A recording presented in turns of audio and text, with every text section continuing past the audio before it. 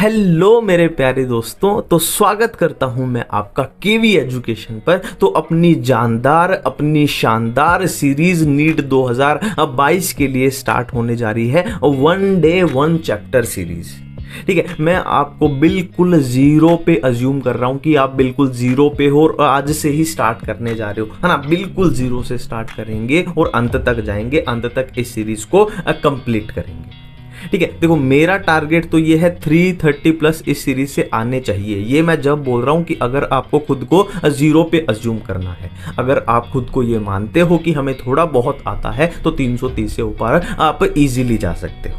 अब देखो, अब आगे बात करते हैं। देखो इस पूरी सीरीज में जो नोट्स यूज होंगे ना, वो कौन से होंगे? एनसीईआरटी स्मैशर नोट्स होंगे। वो एनसीईआरटी स्मैशर इसमें यूज होगी। अब एनसीईआरटी स्मैशर क्या है? देखो बहुत आसान लैंग्वेज में एनसीईआरटी को खोल के रख देगी एनसीईआरटी स्मैशर। आप एक बार चेक कर लेना, एनसीईआरटी को खोल के रख देगी पूरा, इतनी आसान लैंग्वेज में है। इसमें सारे फ्लो चार्ट्स हैं, मतलब आपको थ्योरी बहुत ज्यादा नहीं है, आपको फ्लो चार्ट्स की फॉर्म में सारी एनसीईआरटी क्या है, बिल्कुल आसानी से एक्सप्लेन की गई है। और एनसीईआरटी स्मैशर पूरे तरीके से हैंड रिटन है ना। और हैंड रिटन ऐसा नहीं है कि किसी से लिखवा ली गई है। मैंने खुद एक एक वर्ड, जितने भी इसमें पेज हैं टोटल, है ना, टोटल ये +1 की भी है, टोटल ये +2 की भी है, जितने भी पेज हैं, जितने भी शब्द हैं, जितने भी अक्षर हैं, सारे मैंने इसमें खुद लिखे हैं, हैंड रिटन है टोटली। ठीक है, अब आपका एक सवाल आएगा कि क्या हम एनसीईआरटी को छोड़ के खाली ये पढ़ लें? देखो सिंपल सी बात है, मैंने एनसीईआरटी को रिप्लेस करने के लिए नोट्स नहीं बनाए हैं,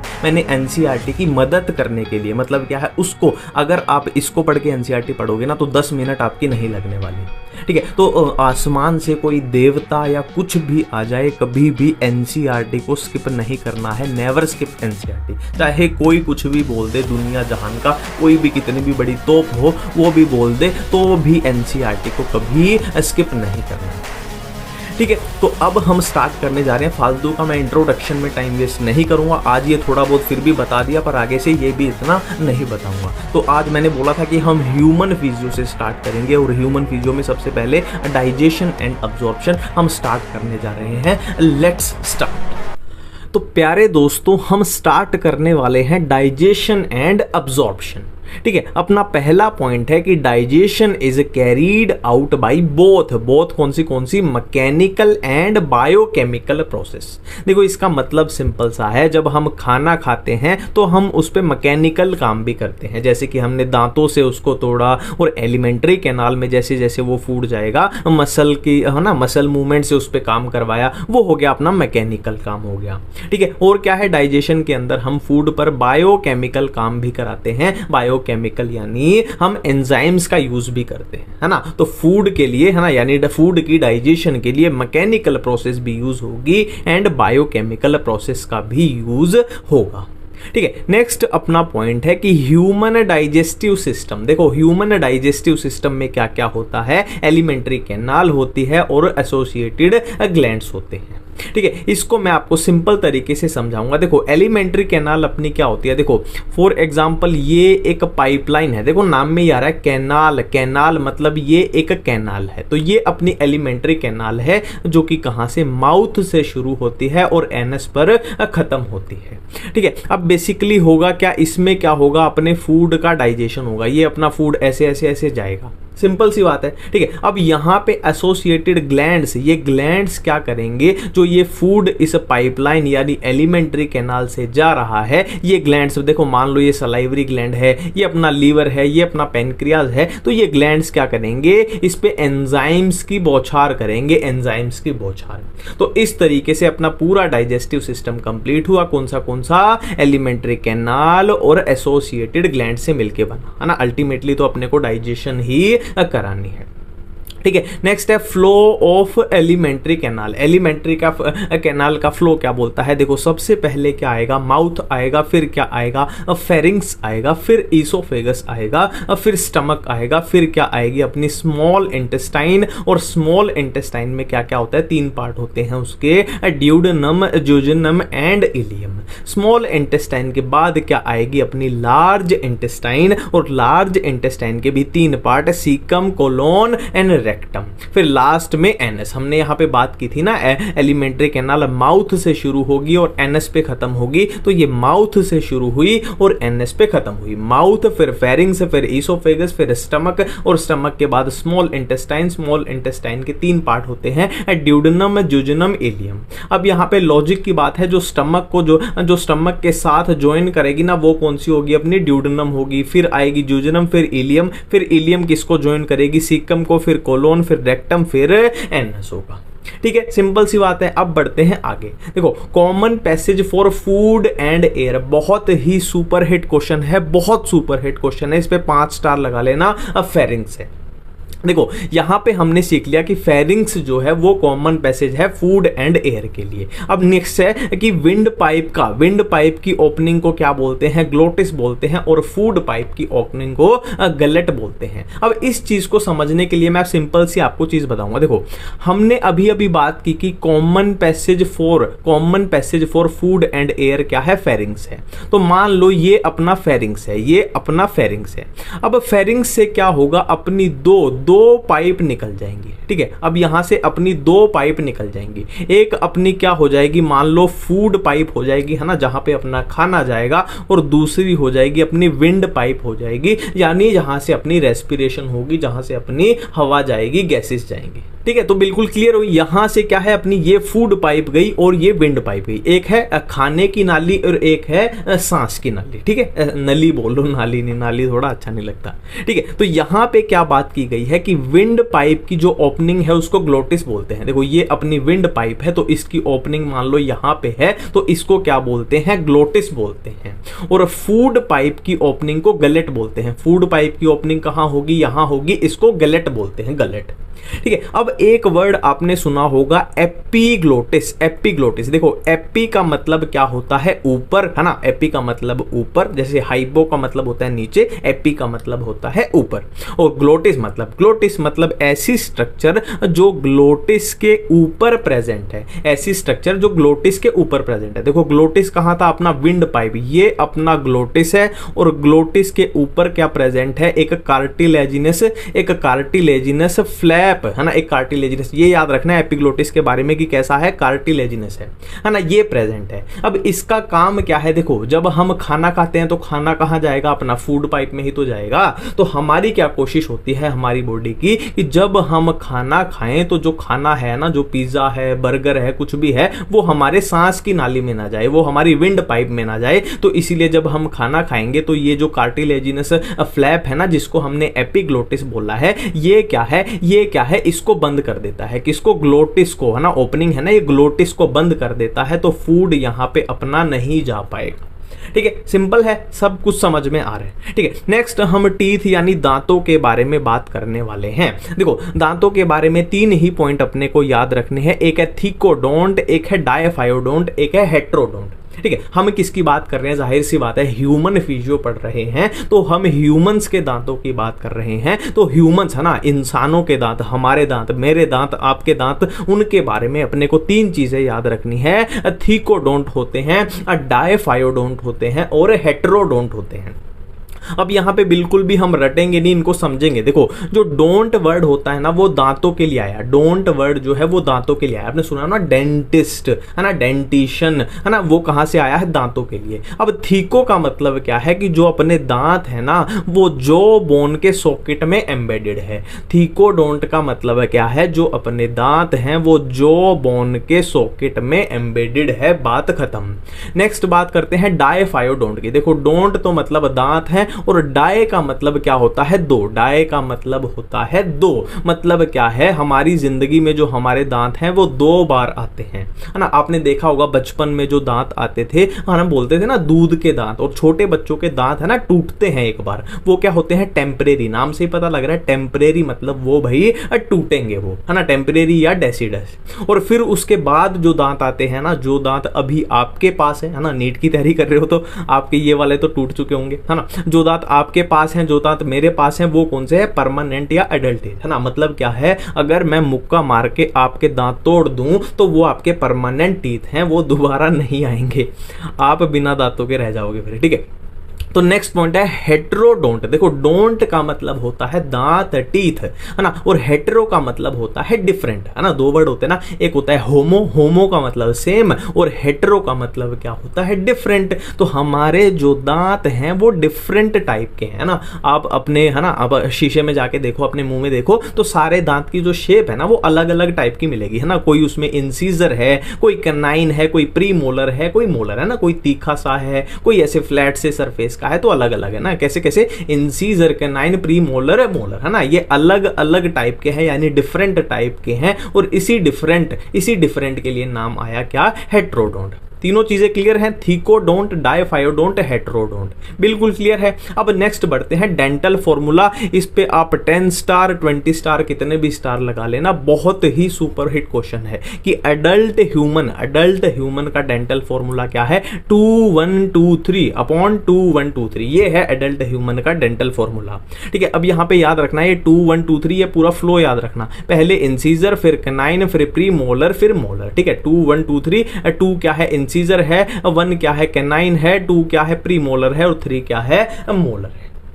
ठीक है, अब नेक्स्ट बात करते हैं इनेमल के बारे में। देखो इनेमल, ये वर्ड जहां भी आपको दिख जाएगा इनेमल, तो इसके बारे में दो ही बातें याद रखनी है कि इनेमल जो होता है वो अपने दांतों पे होता है। इनेमल का रिलेशन किसके साथ है, दांतों के साथ है। और दूसरा क्या है, ये बहुत ही हार्ड होता है। दो ही चीजें याद रखनी है, इससे अलग कुछ पूछा नहीं जाएगा, कि दांतों में होता है और बहुत ही हार्ड होता है।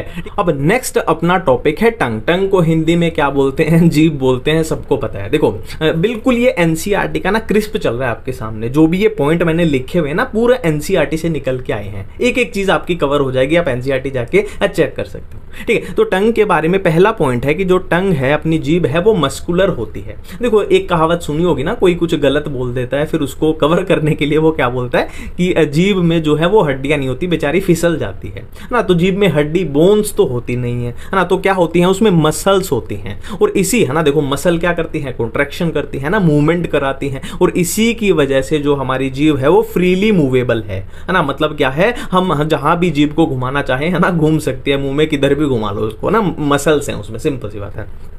नेक्स्ट पॉइंट है attach to a floor of oral cavity by a frenulum. देखो ये सिंपल सा है, वैसे तो सबको पता ही होगा ये। देखो ये मान लो किसी का माउथ है, किसी का मुंह है, अब उसमें जीभ मान लो कुछ ऐसे ऐसी होती है, ये जीभ है उस इंसान की। ठीक है, अब आप इस जीभ को, है ना, आप फील करके देख लो अपने मुंह में, आप इस जीभ को ऊपर उठाओगे ना, तो यहाँ पे जो ये ओरल कैविटी है, इसके फ्लोर से यहाँ जीभ कनेक्टेड होती है ना, एक ऐसे ऐसे पतली सी मेम्ब्रेनस सी स्ट्रक्चर मिलेगी आपको यहाँ पे। ठीक है, उसी को क्या बोलते हैं, फ्रेनुलम बोलते हैं, है ना। Attached to floor of oral cavity by frenulum. समझ गए, आप देख लेना, जीभ को ऊपर उठा के पीछे वो पत्ती जैसी स्ट्रक्चर आपको मिलेगी।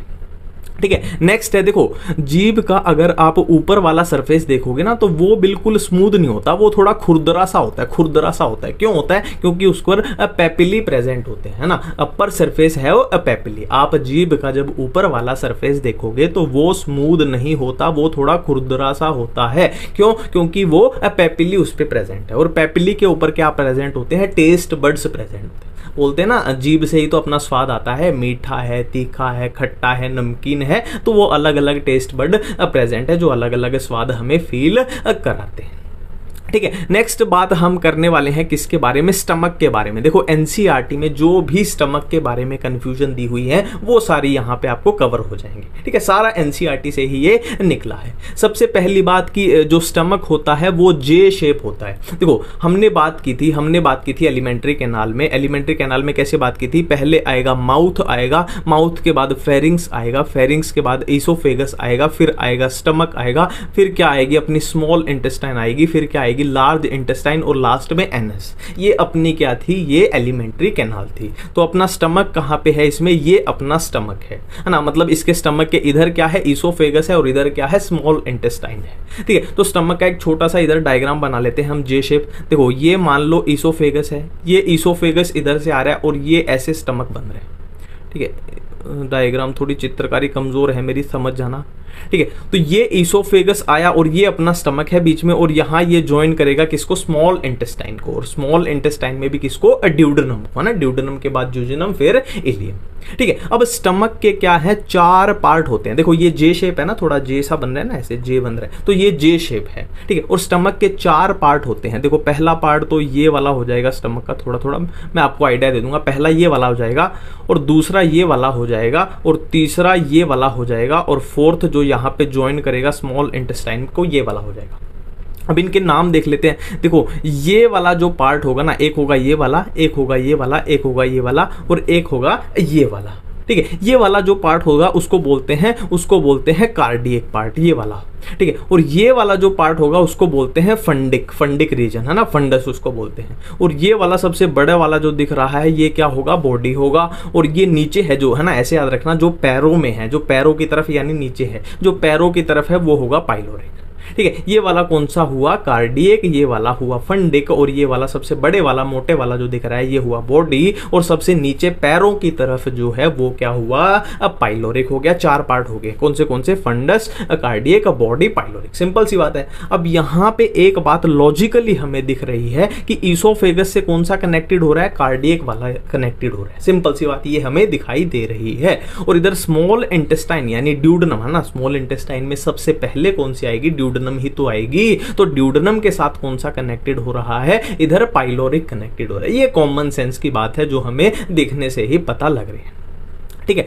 नेक्स्ट बात है कि जो स्टमक में ग्लैंड्स होते हैं उनको गैस्ट्रिक ग्लैंड्स बोला जाता है। देखो यहीं पे मैं आपकी कंफ्यूजन क्लियर कर दूं, जो वर्ड गैस्ट्रिक जो वर्ड होता है वो किससे रिलेटेड होता है, स्टमक के रिलेटेड होता है, ठीक है। और जो हिपैटिक वर्ड होता है वो लीवर के रिलेटेड होता है, और जो रीनल वर्ड होता है वो किडनी के रिलेटेड होता है, ठीक है। और जो कार्डियो वर्ड होता है वो हार्ट के रिलेटेड होता है। मैंने क्या क्या बोला, गैस्ट्रिक वर्ड किसके, स्टमक के रिलेटेड होता है, हिपैटिक वर्ड लीवर के रिलेटेड, रीनल वर्ड किडनी के रिलेटेड, और कार्डियो वर्ड हार्ट के रिलेटेड होता है। सारी कंफ्यूजन यहीं पे अपनी रिमूव होगी, ठीक है। अब देखो गैस्ट्रिक वर्ड किसके लिए है, स्टमक के लिए है। तो सिंपल सी बात है, स्टमक में जो ग्लैंड्स होंगे उनको बोला जाएगा गैस्ट्रिक ग्लैंड्स। सिंपल सी बात है, ठीक है। नेक्स्ट है स्टोरेज ऑफ फूड, है ना। स्टमक में जो फूड की स्टोरेज होती है वो कब से कब तक होती है, 4 से 5 घंटे तक होती है ना। एनसीईआरटी में लिखा हुआ है, ये जो भी यहाँ पे ना एनसीईआरटी में लिखा हुआ है सब का सब, है ना, ये याद रखना है आपको, 4 से 5 घंटे के लिए स्टोरेज होती है।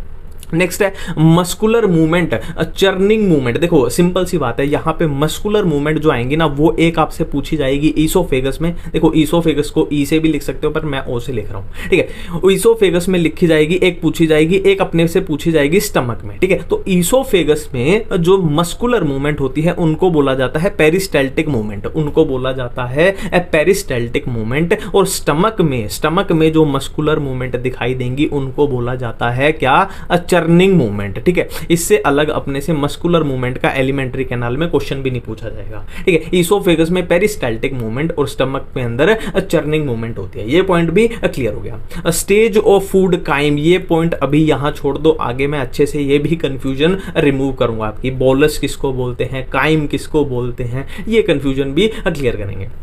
नेक्स्ट है स्पिंक्चर कौन से प्रेजेंट होते हैं, गैस्ट्रो ईसोफेजियल। देखो सिंपल सी बात है, नाम से ही कवर हो रहा है। गैस्ट्रो वर्ड मैंने अभी बताया था जी, गैस्ट्रिक वर्ड जो होता है वो स्टमक के लिए यूज होता है। तो गैस्ट्रो मतलब स्टमक, ईसोफेजियल मतलब ईसोफेगस। देखो जाहिर सी बात है, यहाँ पे ईसोफेगस और स्टमक का जहाँ कनेक्शन था, इस कनेक्शन पे, है ना, ये जहाँ पे ज्वाइन कर रहे हैं एक दूसरे पे, तो इस ज्वाइंट पे जो स्पिंक्चर प्रेजेंट होंगे वो होंगे गैस्ट्रो ईसोफेजियल। गैस्ट्रो मतलब स्टमक, ईसोफेजियल मतलब, है ना, ईसोफेगस। सिंपल सी बात है।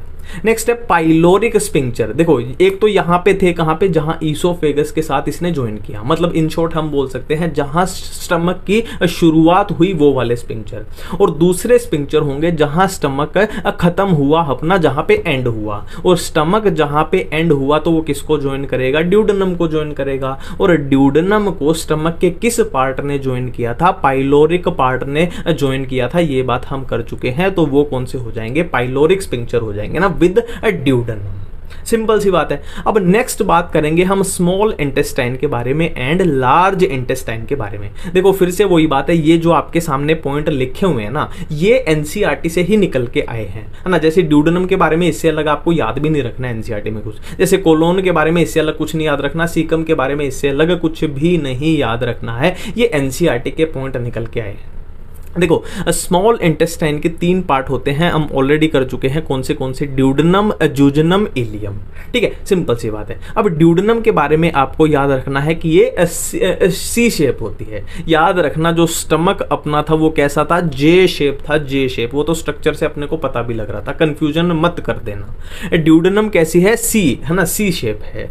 नेक्स्ट है जूजनम। जूजनम की बात करें तो एनसीईआरटी में यही लाइन लिखी हुई है इसके बारे में कि लॉन्ग कोइल्ड स्ट्रक्चर है ना, इससे ऐसा खास क्वेश्चन बनता हुआ नजर आ नहीं रहा। ये बढ़िया क्वेश्चन है सी शेप। इलियम की हाईली कोइल्ड, है ना, थोड़ा ये ध्यान रखना, जो इलियम है वो हाईली कोइल्ड है, हाईली कोइल्ड। ठीक है, अब नेक्स्ट बात करते हैं लार्ज इंटेस्टाइन में। तो यहां से बहुत अच्छे क्वेश्चन बनेंगे, अपने सीकम से बहुत अच्छे क्वेश्चन बनेंगे। पहला क्वेश्चन है, देखो सीकम जो है वो ब्लाइंड सैक स्ट्रक्चर है। देखो ये ब्लाइंड सैक आखिर वर्ड जो है ये होता क्या है? देखो फॉर एग्जांपल ये रोड है, ये अपनी रोड है, एक मान लो ये अपनी रोड है। ठीक है, अब ये रोड सीधी जा रही है और होता है ना, जैसे रोड से यहां पे एक रोड जा रही है, यहां पे एक गली जा रही है और ये गली आगे से बंद है, ये गली आगे से बंद है। तो जो ऐसी स्ट्रक्चर जो आगे से बंद हो उसको हम क्या बोलते हैं? Blind sac. मतलब ये आगे से बंद है अगर गली तो इसको ब्लाइंड सैक गली बोलेंगे, है ना। तो अब समझ में आ गया कि ब्लाइंड सैक किसको बोलते हैं। पहला पॉइंट क्लियर है। दूसरा पॉइंट है कि होस्ट माइक्रो ऑर्गेनिज्म, है ना, कि इसमें माइक्रो ऑर्गेनिज्म होते हैं। अब आपके दिमाग में एक सवाल आएगा कि माइक्रो ऑर्गेनिज्म तो यार बीमारी फैला देंगे, है ना, ये क्यों होते हैं? तो सिंपल सी बात है, सारे माइक्रो ऑर्गेनिज्म बुरे नहीं होते, हमारे अंदर अच्छे, है ना, फ्रेंडली माइक्रो ऑर्गेनिज्म भी होते हैं। इसलिए तो हम प्रीबायोटिक्स खाते हैं ना, उनके माइक्रो ऑर्गेनिज्म की अच्छी ग्रोथ के लिए। तो जो अच्छे वाले पॉजिटिव माइक्रो ऑर्गेनिज्म है वो सीकम के अंदर होते हैं। दूसरा पॉइंट गिनते हुए चलना, ब्लाइंड सैक पहला पॉइंट है सीकम का, माइक्रो ऑर्गेनिज्म दूसरा पॉइंट है ना, आप क्रॉस चेक कर लो एनसीईआरटी में, बिल्कुल पॉइंट टू पॉइंट बातें हो रही है इधर। ठीक है, नेक्स्ट है वर्मीफॉर्म अपेंडिक्स, यहां से अराइज होती है, सीकम से वर्मीफॉर्म अपेंडिक्स अराइज होती है, जो कि एक वेस्टिजियल ऑर्गन है। देखो वेस्टिजियल का मतलब सिंपल सा होता है जो पहले था अब नहीं है। पहले मतलब बहुत पहले इंसानों में पाया जाता था, अब नहीं पाया जाता, पर उसकी निशानी है ना, उसकी निशानी है ना। अब यहाँ पे एक ट्रिक मैं आपको बताता हूँ, V for vermiform, V for vestigial, खत्म है बात। ठीक है, तो ये हो गया अपना क्या? तीसरा पॉइंट। तो सीकम के अंदर हमने 3 पॉइंट देखे, पहला ब्लाइंड सैक वाला, दूसरा माइक्रो ऑर्गेनिज्म वाला, तीसरा वर्मीफॉर्म अपेंडिक्स वाला। नेक्स्ट हम बात करने वाले हैं कोलोन के बारे में। तो कोलोन के 4 पार्ट होते हैं, असेंडिंग, ट्रांसवर्स, डिसेंडिंग, सिग्मोइड। देखो ये कुछ ऐसा होता है, असेंडिंग का मतलब क्या होता है? ऊपर जाना, और डिसेंडिंग का मतलब होता है नीचे जाना। ट्रांसवर्स कुछ ऐसा हो जाएगा और सिग्मोइड तो कुछ ऐसा हो जाएगा। देखो अब मैं कोलोन आपको बताता हूं कैसे है ये नाम। देखो असेंडिंग मतलब ऊपर गया, ट्रांसवर्स मतलब ऐसे टेढ़ा, है ना, ट्रांसवर्स मतलब ऐसे टेढ़ा गया, डिसेंडिंग मतलब नीचे आया, और सिग्मोइड मतलब ऐसा। ठीक है, फिर से एक बार मैं आपको बताता हूं, ये असेंडिंग यानी ऊपर जा रहा है, ये है असेंडिंग, और ये टेढ़ा गया ये है ट्रांसवर्स, नीचे आया डिसेंडिंग, और ये सिग्मोइड कर्व सी जो बना रहा है ये हो गया सिग्मोइड। तो कुछ ऐसी होती है अपनी कोलोन, है ना। सारे पॉइंट एकदम समझ में आ रहे हैं। ठीक है, नेक्स्ट है रेक्टम। रेक्टम तो कुछ नहीं, हमने देखा था ना, लार्ज इंटेस्टाइन कहाँ खत्म होती है? देखो स्मॉल इंटेस्टाइन थी, फिर क्या थी? लार्ज इंटेस्टाइन थी, और लार्ज इंटेस्टाइन के बाद एनएस पे तो खत्म ही हो रहा था। तो रेक्टम क्या है? लार्ज इंटेस्टाइन का लास्ट पार्ट है, तो उसके बाद तो एनएस ही आएगा, है ना, बाहर है एनएस के बाद तो। ठीक है, अब नेक्स्ट हम देखने वाले हैं लेयर्स ऑफ एलिमेंट्री कैनाल। ठीक है, देखो इसको बहुत सिंपल तरीके से समझेंगे। हम ऑलरेडी कर चुके हैं कि जो एलिमेंट्री कैनाल होती है वो क्या होती है? एक पाइपलाइन सिस्टम जैसी होती है। ठीक है, मान लो ये अपनी एलिमेंट्री कैनाल है जो कि एक पाइपलाइन सिस्टम है ना, एक कैनाल है, और ये बीच में क्या है? इसकी कैविटी है ना। इस कैनाल की ये जो बीच में स्पेस दिखाई दे रहा है ये इसकी कैविटी है। अगर मैं आपको बोल दूं कि इस कैनाल को आप यहां से कट कर दो, यहां से कट कर दो, है ना, ऐसे थी ना कुछ, यहां से कट करके फिर उसको ऐसे उठा के देखो, ऐसे उठा के देखो, तो वो कैसी पड़ेगी? देखो कैसी दिखाई पड़ेगी वो कुछ ऐसी दिखाई पड़ेगी। ये क्या है कैनाल का, ये वाला स्पेस है, ल्यूमन, ल्यूमन जिसको बोल सकते हो, ये इस कैनाल का, इस एलिमेंट्री कैनाल का ल्यूमन है। ठीक है, अब यहां से आप ऐसे उठा के देखोगे तो इसके बाहर क्या है, ल्यूमन के बाहर 4 लेयर होती है। देखो ये तो सबसे अंदर वाली हो गई, फिर इसके बाहर एक और लेयर पाई जाएगी, फिर इसके बाहर एक और लेयर पाई जाएगी, फिर इसके बाहर एक और लेयर पाई जाएगी। मतलब क्या है, ये जो है इतनी मोटी दीवार है इसकी, है ना। देखो थिकनेस अपने को नहीं पता है, पर यहाँ हम थोड़ा आइडिया ले रहे हैं। ये क्या है, पूरी एलिमेंट्री कैनाल की दीवार है, और ये क्या है, स्पेस है जहां से अपना फूड जाएगा। ये अपना ल्यूमन है जहां से अपना फूड जाएगा। ठीक है, तो यहाँ पे अपने को 4 लेयर देखने को मिली, 4 लेयर। एक है सबसे अंदर वाली, फिर उससे बाहर वाली, फिर उससे बाहर वाली, एक है सबसे बाहर वाली।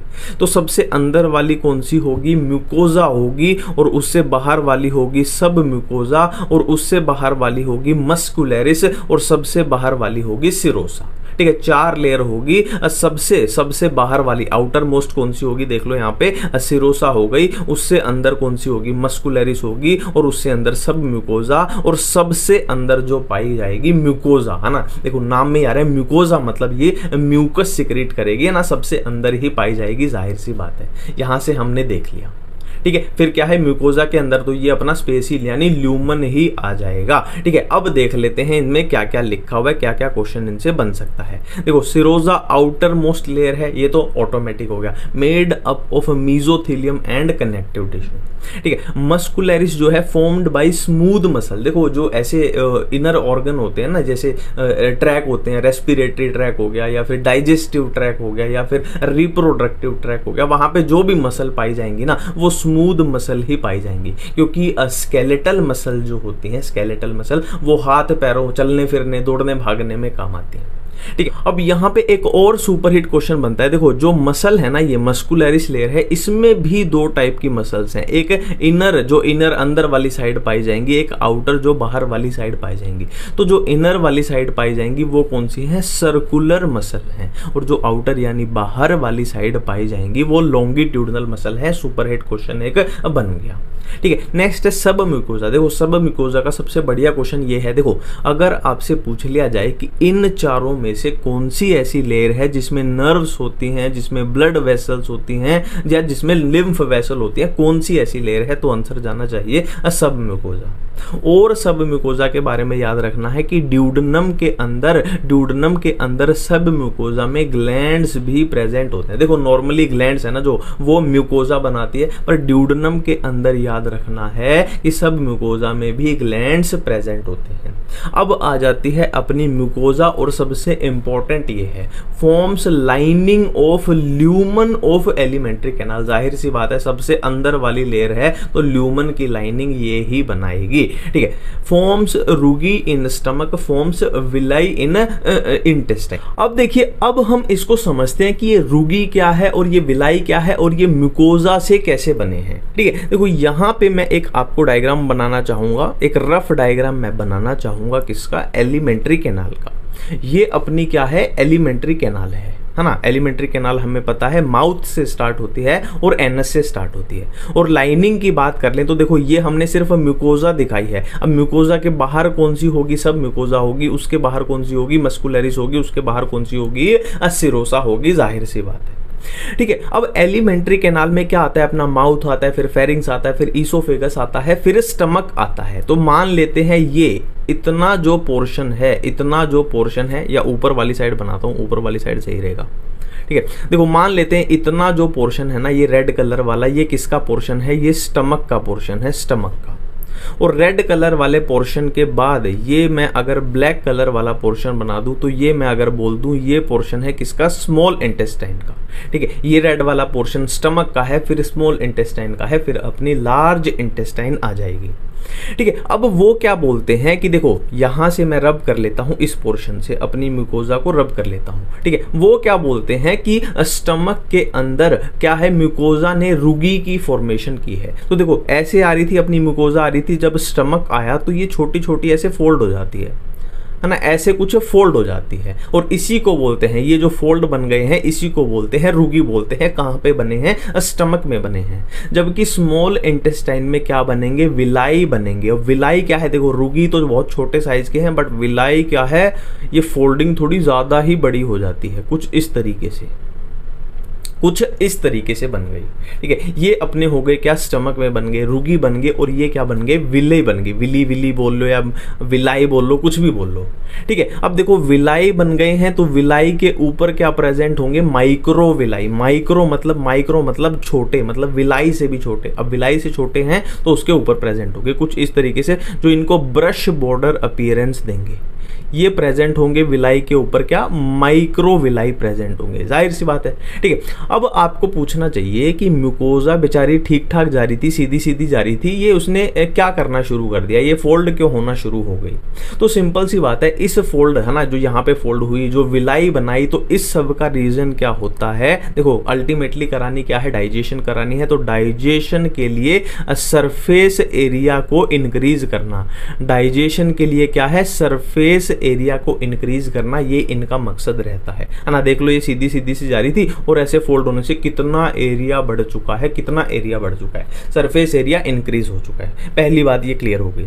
अब दूसरी बातें मैं कुछ आपको बताने जा रहा हूं। देखो जो ये विलाई होती है ना, विलाई, ये क्या है? विलाई का बेस है। देखो ये क्या है? विलाई का बेस है। ये इस विलाई का बेस है। ठीक है, ये इस विलाई का बेस है। तो क्या बताया गया है एनसीईआरटी में कि विलाई के बेसिस के बीच में जो ये बन रहा है ना, बीच में जो ये बन रहा है, इसको क्या बोलेंगे हम? विलाई के बेसिस के बीच में जो स्पेस सा बन रहा है, इसको क्या बोलते हैं हम? इसको क्या बोलते हैं? इसको क्रिप्ट्स ऑफ लेबरकुहेन बोलते हैं। क्रिप्ट्स ऑफ लेबरकुहेन इसको बोला जाता है। Mucosa forms crypts in between the basis of villi in the intestine. Clear है? एक एक बात क्लियर है। अब इसकी बात कर लेते हैं कि ये लैक्टियल क्या होता है और इसमें क्या होता है। देखो अब देखिए, विलाई के अंदर है ना, दो चीजें पाई जाएंगी। एक तो क्या? Blood capillaries. एक तो क्या? Blood capillaries. और क्या है? Lymph vessel. ये एनसीईआरटी में साफ साफ लिखा गया है कि विलाई के अंदर, देखो मान लो ये मैं ब्लड कैपिलरीज बना दूं, ब्लड कैपिलरी तो थोड़ा रेड कलर से बना देते हैं। ठीक है, तो विलाई के अंदर क्या है? मान लो ये अपनी ब्लड कैपिलरीज हैं, ब्लड कैपिलरीज पाई जाएंगी, ब्लड कैपिलरीज पाई जाएंगी। और ब्लड कैपिलरीज के साथ क्या है? लिम्फ वेसल भी पाई जाएगी। और लिम्फ वेसल क्या है? बड़े साइज की पाई जाएगी। एनसीईआरटी में लिखा गया है लिम्फ वेसल जो है वो बड़े साइज की पाई जाएगी। और इस बड़े साइज, ये लिम्फ वेसल है ना अपनी ब्लैक कलर वाली, इस बड़े साइज की लिम्फ वेसल को हम क्या बोलते हैं? लैक्टियल बोलते हैं। इसको क्या बोलते हैं? लैक्टियल बोलते हैं। जो यहाँ पे अपना पॉइंट आया है कि villi are supplied with a network of capillaries, capillaries होगी blood capillaries, and large lymph vessel called, lymph vessel को क्या बोला? लैक्टियल बोला। और ये पॉइंट हमारा हो चुका था कि माइक्रो विलाई क्या है? विलाई के ऊपर प्रेजेंट होती हैं जो ब्रश बॉर्डर अपीयरेंस देती हैं। मेरे ख्याल से सारी बातें क्लियर हैं। अब हमें आगे बढ़ना पड़ेगा। तो अब हम पढ़ने वाले हैं अपने ग्लैंड्स के बारे में। और सबसे पहले हम बात करेंगे किसकी? सलाइवरी ग्लैंड्स की बात हम करने वाले हैं। ठीक है, देखो सलाइवरी ग्लैंड्स कौन से होते हैं अपने पास? 3 टाइप के होंगे। एक होंगे पैरोटिड सलाइवरी ग्लैंड्स और दूसरे कौन से होंगे? सब मैक्सिलरी और सब मैंडिबुलर। और तीसरे कौन से होंगे? सब लिंगुअल। ठीक है, अब जो पैरोटिड सलाइवरी ग्लैंड है वो कहाँ होते हैं? उसका रिलेशन चीक्स के साथ है, बस इतनी बात याद रखना। ठीक है, पैरोटिड सलाइवरी ग्लैंड्स का जो रिलेशन है, रिश्ता है, वो चीक्स के साथ है। ठीक है, जबकि सब मैक्सिलरी, देखो सब का मतलब क्या होता है? नीचे। सब का मतलब क्या होता है? उस चीज के नीचे। किसके नीचे? Maxilla mandible. ठीक है, अब मैक्सिला मैंडिबल क्या होता है? अपर जो, लोअर जो, यानी जबड़ा। तो जो जबड़े यानी जॉ के नीचे हैं वो कौन से हो जाएंगे? अपने सब मैक्सिलरी या सब मैंडिबुलर। नेक्स्ट बात करते हैं सब लिंगुअल। देखो जो लिंगुअल वर्ड होता है ना, वो किसके लिए यूज होता है? वो टंग के लिए यूज होता है ना। आपने सुना होगा जो लैंग्वेज बोलते हैं ना, लैंग्वेज वर्ड कहाँ से आ रहा है? जीभ से ही तो बोलते हैं, टंग से ही तो बोलते हैं, तो वहां से वर्ड है। बोलते हैं ना बायलिंगुअल, मतलब जो 2 भाषा बोल सकता है ना। लिंगुअल वर्ड किसके रिलेटेड है? टंग के रिलेटेड है। और सब का मतलब नीचे, यानी बिलो टंग, टंग के नीचे। ये हो गए अपने सलाइवरी ग्लैंड। अब सलाइवरी ग्लैंड्स के बाद हम बात करने वाले हैं किसके बारे में, यहाँ पे 20 स्टार 30 स्टार लगा लेना, किसके बारे में, लीवर के बारे में। ठीक है, जो भी एनसीईआरटी में लिखा हुआ है बिल्कुल आसानी से उसको कवर करेंगे। देखो पहला पॉइंट क्या है कि लीवर क्या है, लार्जेस्ट ग्लैंड है, लार्जेस्ट ग्लैंड ऑफ बॉडी, पहला पॉइंट। दूसरा पॉइंट है लीवर के वजन, वेट की बात की गई है ना, नॉर्मल एडल्ट ह्यूमन का बात करें तो 1.2 to 1.5 kg ये लीवर का वेट रहता है। ठीक है, नेक्स्ट है कि situated just below the diaphragm in abdominal cavity. देखो ये अब्डोमिनल ये क्या होता है ये पूरा हम समझते हैं। देखो मान लो ये आपकी फोटो मैं बना रहा हूं, ठीक है, ये आप हो इतने सुंदर सुंदर इतने प्यारे प्यारे, ठीक है, तो ये मैंने आपकी फोटो बना दी, ये आपकी 2 टांगे हैं, ये 2 आपके हाथ हैं।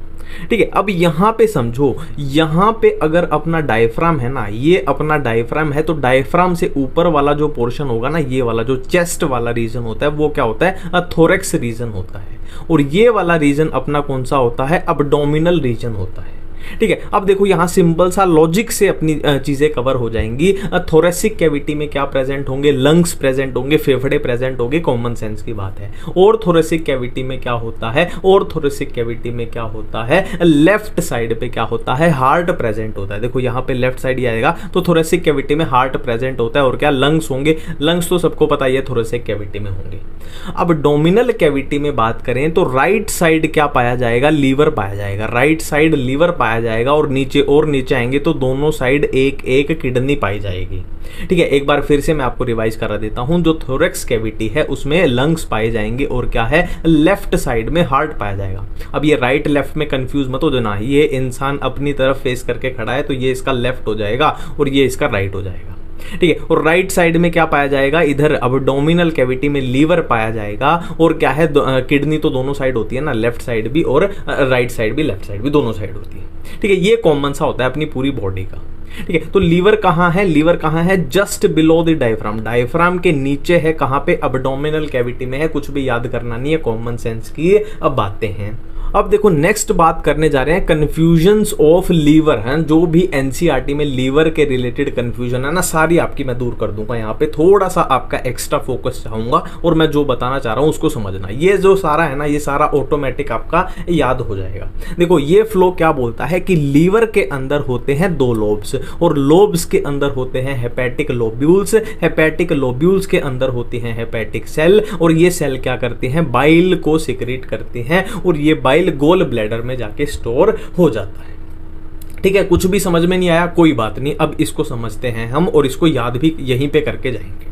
ठीक है, देखो हमने क्या बात की, देखो मान लो ये अपना लीवर है, एक रफ डायग्राम बना रहा हूं, मेरे को नहीं पता है ना आपको पता है ना मेरे को पता है लीवर की शेप कैसी होती है। मान लो ये अपना लीवर है, रफ डायग्राम हमने बना लिया। अब हमने बात की कि लीवर के अंदर, देखो हमने क्या बात की, लीवर कंटेन्स 2 लोब, लीवर के अंदर 2 लोब होते हैं, एक मान लो अपना राइट लोब हो गया, एक लेफ्ट लोब हो गया। ठीक है, लीवर के अंदर 2 लोब होते हैं, एक कौन सा, राइट हो गया, एक लेफ्ट हो गया, यहां तक क्लियर है। अब लोब्स के अंदर, लोब्स कंटेन हेपेटिक लोब्यूल। देखो हेपेटिक वर्ड किसके लिए यूज होता है, लीवर के लिए। मैंने बोला था ना, गैस्ट्रिक स्टमक के लिए, हेपेटिक लीवर के लिए, और रीनल किडनी के लिए, और कार्डियो हार्ट के लिए। ठीक है, तो हेपेटिक लोब्यूल, लोब्स के अंदर होंगे हेपेटिक लोब्यूल्स। मान लो ये मैं बना देता हूं हेपेटिक लोब्यूल्स, ये अपने बन गए हेपेटिक लोब्यूल्स बन गए।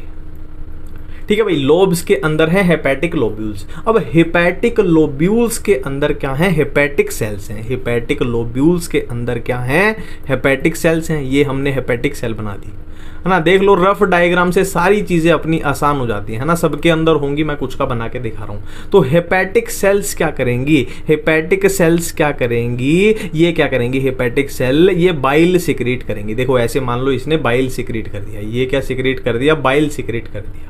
ठीक है, अब ये बाइल कहाँ पे जाके स्टोर हो जाएगा, ये बाइल ऐसे ऐसे होता है, गुब्बारा सा होता है, एक गुब्बारा सा होता है जिसको हम बोलते हैं गोल ब्लैडर बोलते हैं। तो ये बाइल इस गोल ब्लैडर में जाके स्टोर हो जाएगा। तो बाइल की फॉर्मेशन किसने की, लीवर ने की, और स्टोर कहाँ पे हो गया, गोल ब्लैडर में हो गया। और जब इसकी जरूरत पड़ेगी बाइल की, तो ये गोल ब्लैडर से सिक्रेट होता रहेगा।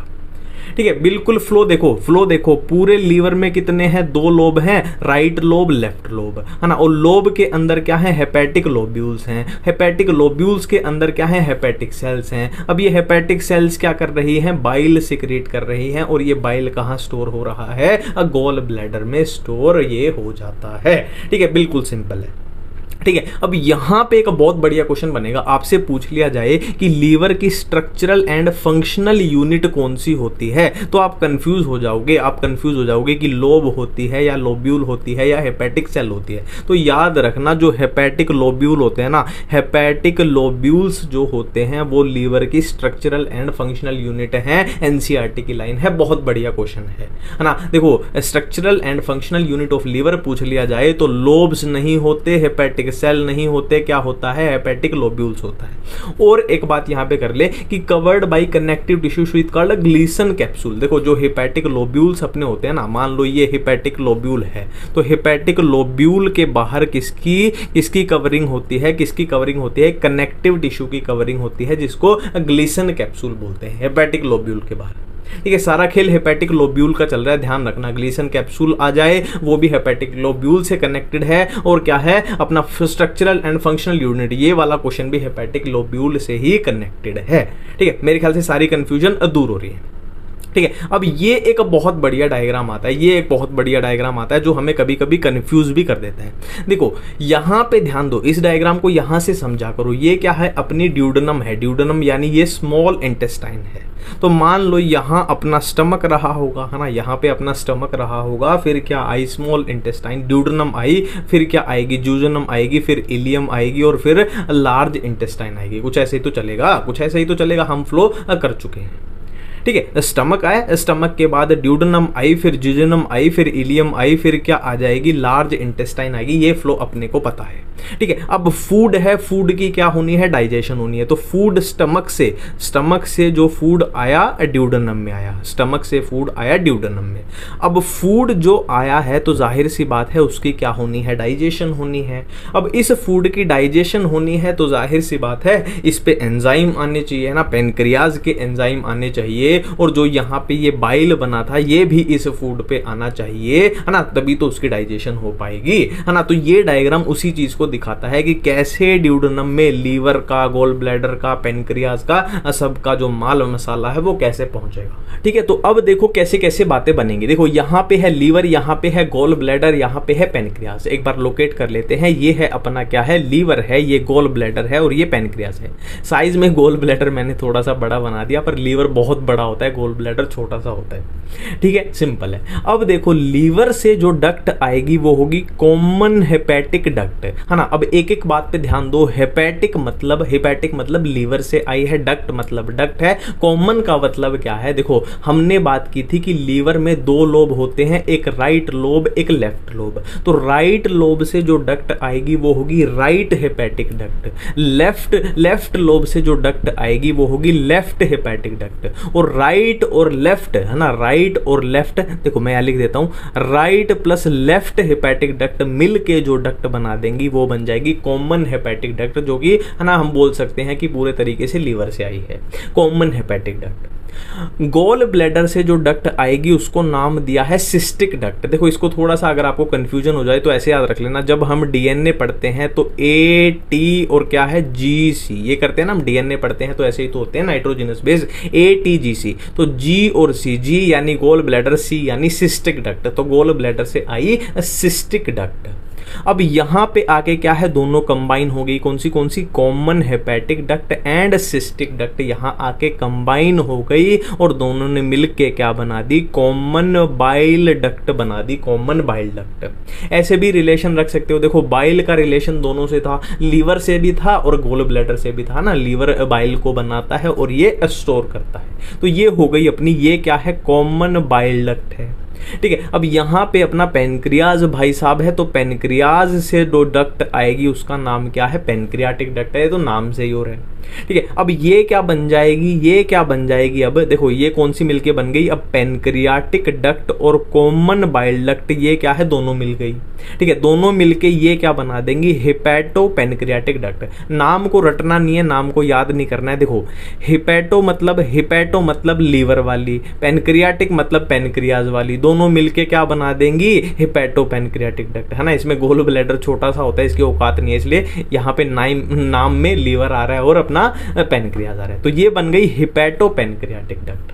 और ये कहाँ खुल जाएगी, अपनी ड्यूडेनम में खुल जाएगी। जो फूड था उसके ऊपर जो भी है ना माल मसाला आया, पेनक्रियाज के जो एंजाइम है, लीवर का जो बाइल बुइल आया, वो अपने फूड पे एक्शन फिर करेगा। यहाँ पे सिंपल सा लॉजिक है।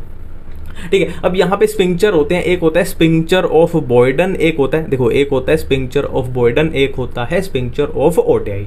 ये कहाँ होगा, स्पिंक्चर ऑफ बॉयडन कहाँ होगा, pancreatic duct and common bile duct के जंक्शन पे होगा। ठीक है, पेनक्रियाटिक डक्ट, देखो ये थी कॉमन बाइल डक्ट और ये थी पेनक्रियाटिक डक्ट, ये थी पेनक्रियाटिक डक्ट, तो ये जहां मिलेगी यहाँ होगा स्पिंक्चर ऑफ बॉयडन होगा। स्पिंक्चर ऑफ ओटियाई की बात करें तो hepato pancreatic duct into duodenum, मतलब क्या है, ये है अपनी हिपैटो पेनक्रियाटिक डक्ट। ये जब ड्यूडेनम में खुलेगी तो यहाँ पे जो स्पिंक्चर पाया जाएगा वो होगा स्पिंक्चर ऑफ ओटियाई। नाम से ही क्लियर हो रहा है, अपने आप सारी चीजें बनती चली जा रही है।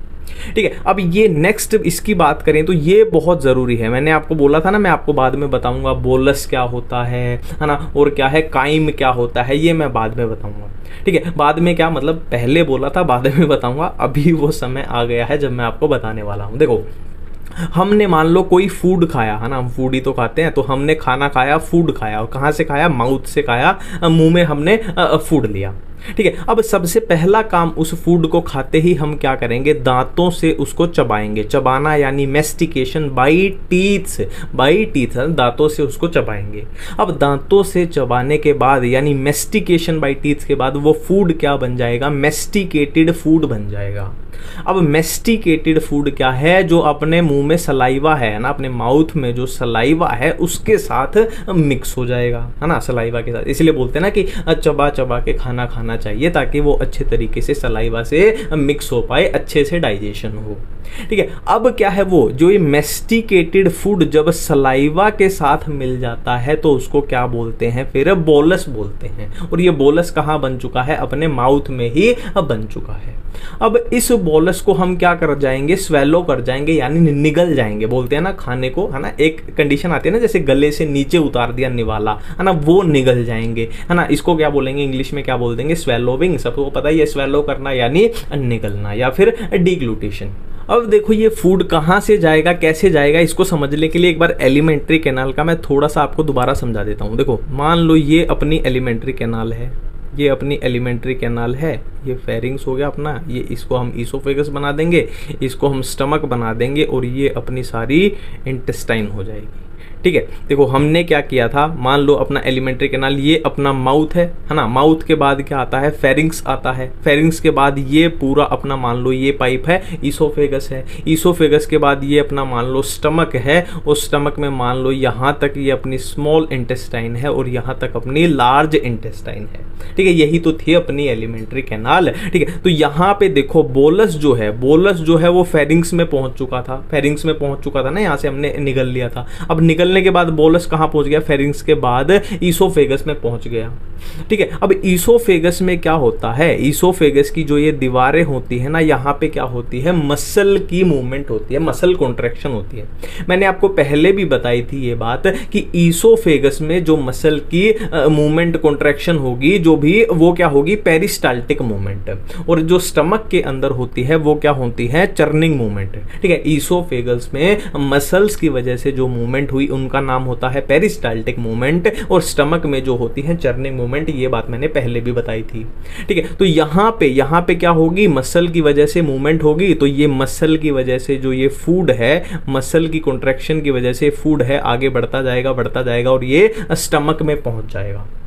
ठीक है। अब आपको बोलना चाहिए कि मसल की मूवमेंट की क्या जरूरत थी, इंसान खड़ा रहता है तो ग्रेविटी की वजह से भी तो फूड नीचे पहुंच जाएगा, है ना। तो मेरा सिंपल सा जवाब है, आप एक काम करना, आप लेटे लेटे खाना खाना और 20-25 घंटे लेटे ही रहना, फिर भी आपका फूड डाइजेस्ट हो जाएगा, है ना। उसको ज़रूरत नहीं है ग्रेविटी की, वो ईसोफेगस की जो मसल है इनकी वजह से भी आगे बढ़ जाता है। ठीक है। अब क्या है, ये फूड स्टमक में पहुंच चुका है। अब स्टमक में कौन सी मूवमेंट होती है, मसल की चर्निंग मूवमेंट होती है, चर्निंग मूवमेंट। अब चर्निंग मूवमेंट की वजह से क्या होगा, स्टमक में जो भी एंजाइम्स हैं, जो भी गैस्ट्रिक एंजाइम्स हैं, उनके साथ ये फूड मिक्स हो जाएगा, है ना। और उनके साथ ये फूड जब मिक्स हो जाता है तो उसको हम बोलते हैं काइम, उसको हम बोलते हैं काइम, है ना। तो याद रखना, बोलस की फॉर्मेशन कहाँ हुई थी, माउथ में हुई थी। मोलस फिर फेरिंग्स में गया, फिर ईसोफेगस में गया, और ईसोफेगस में क्या हुई, पेरिस्टाल्टिक मूवमेंट की वजह से वो आगे बढ़ा फूड अपना। फूड क्या, बेसिकली बोलस ही तो जा रहा है यहाँ से,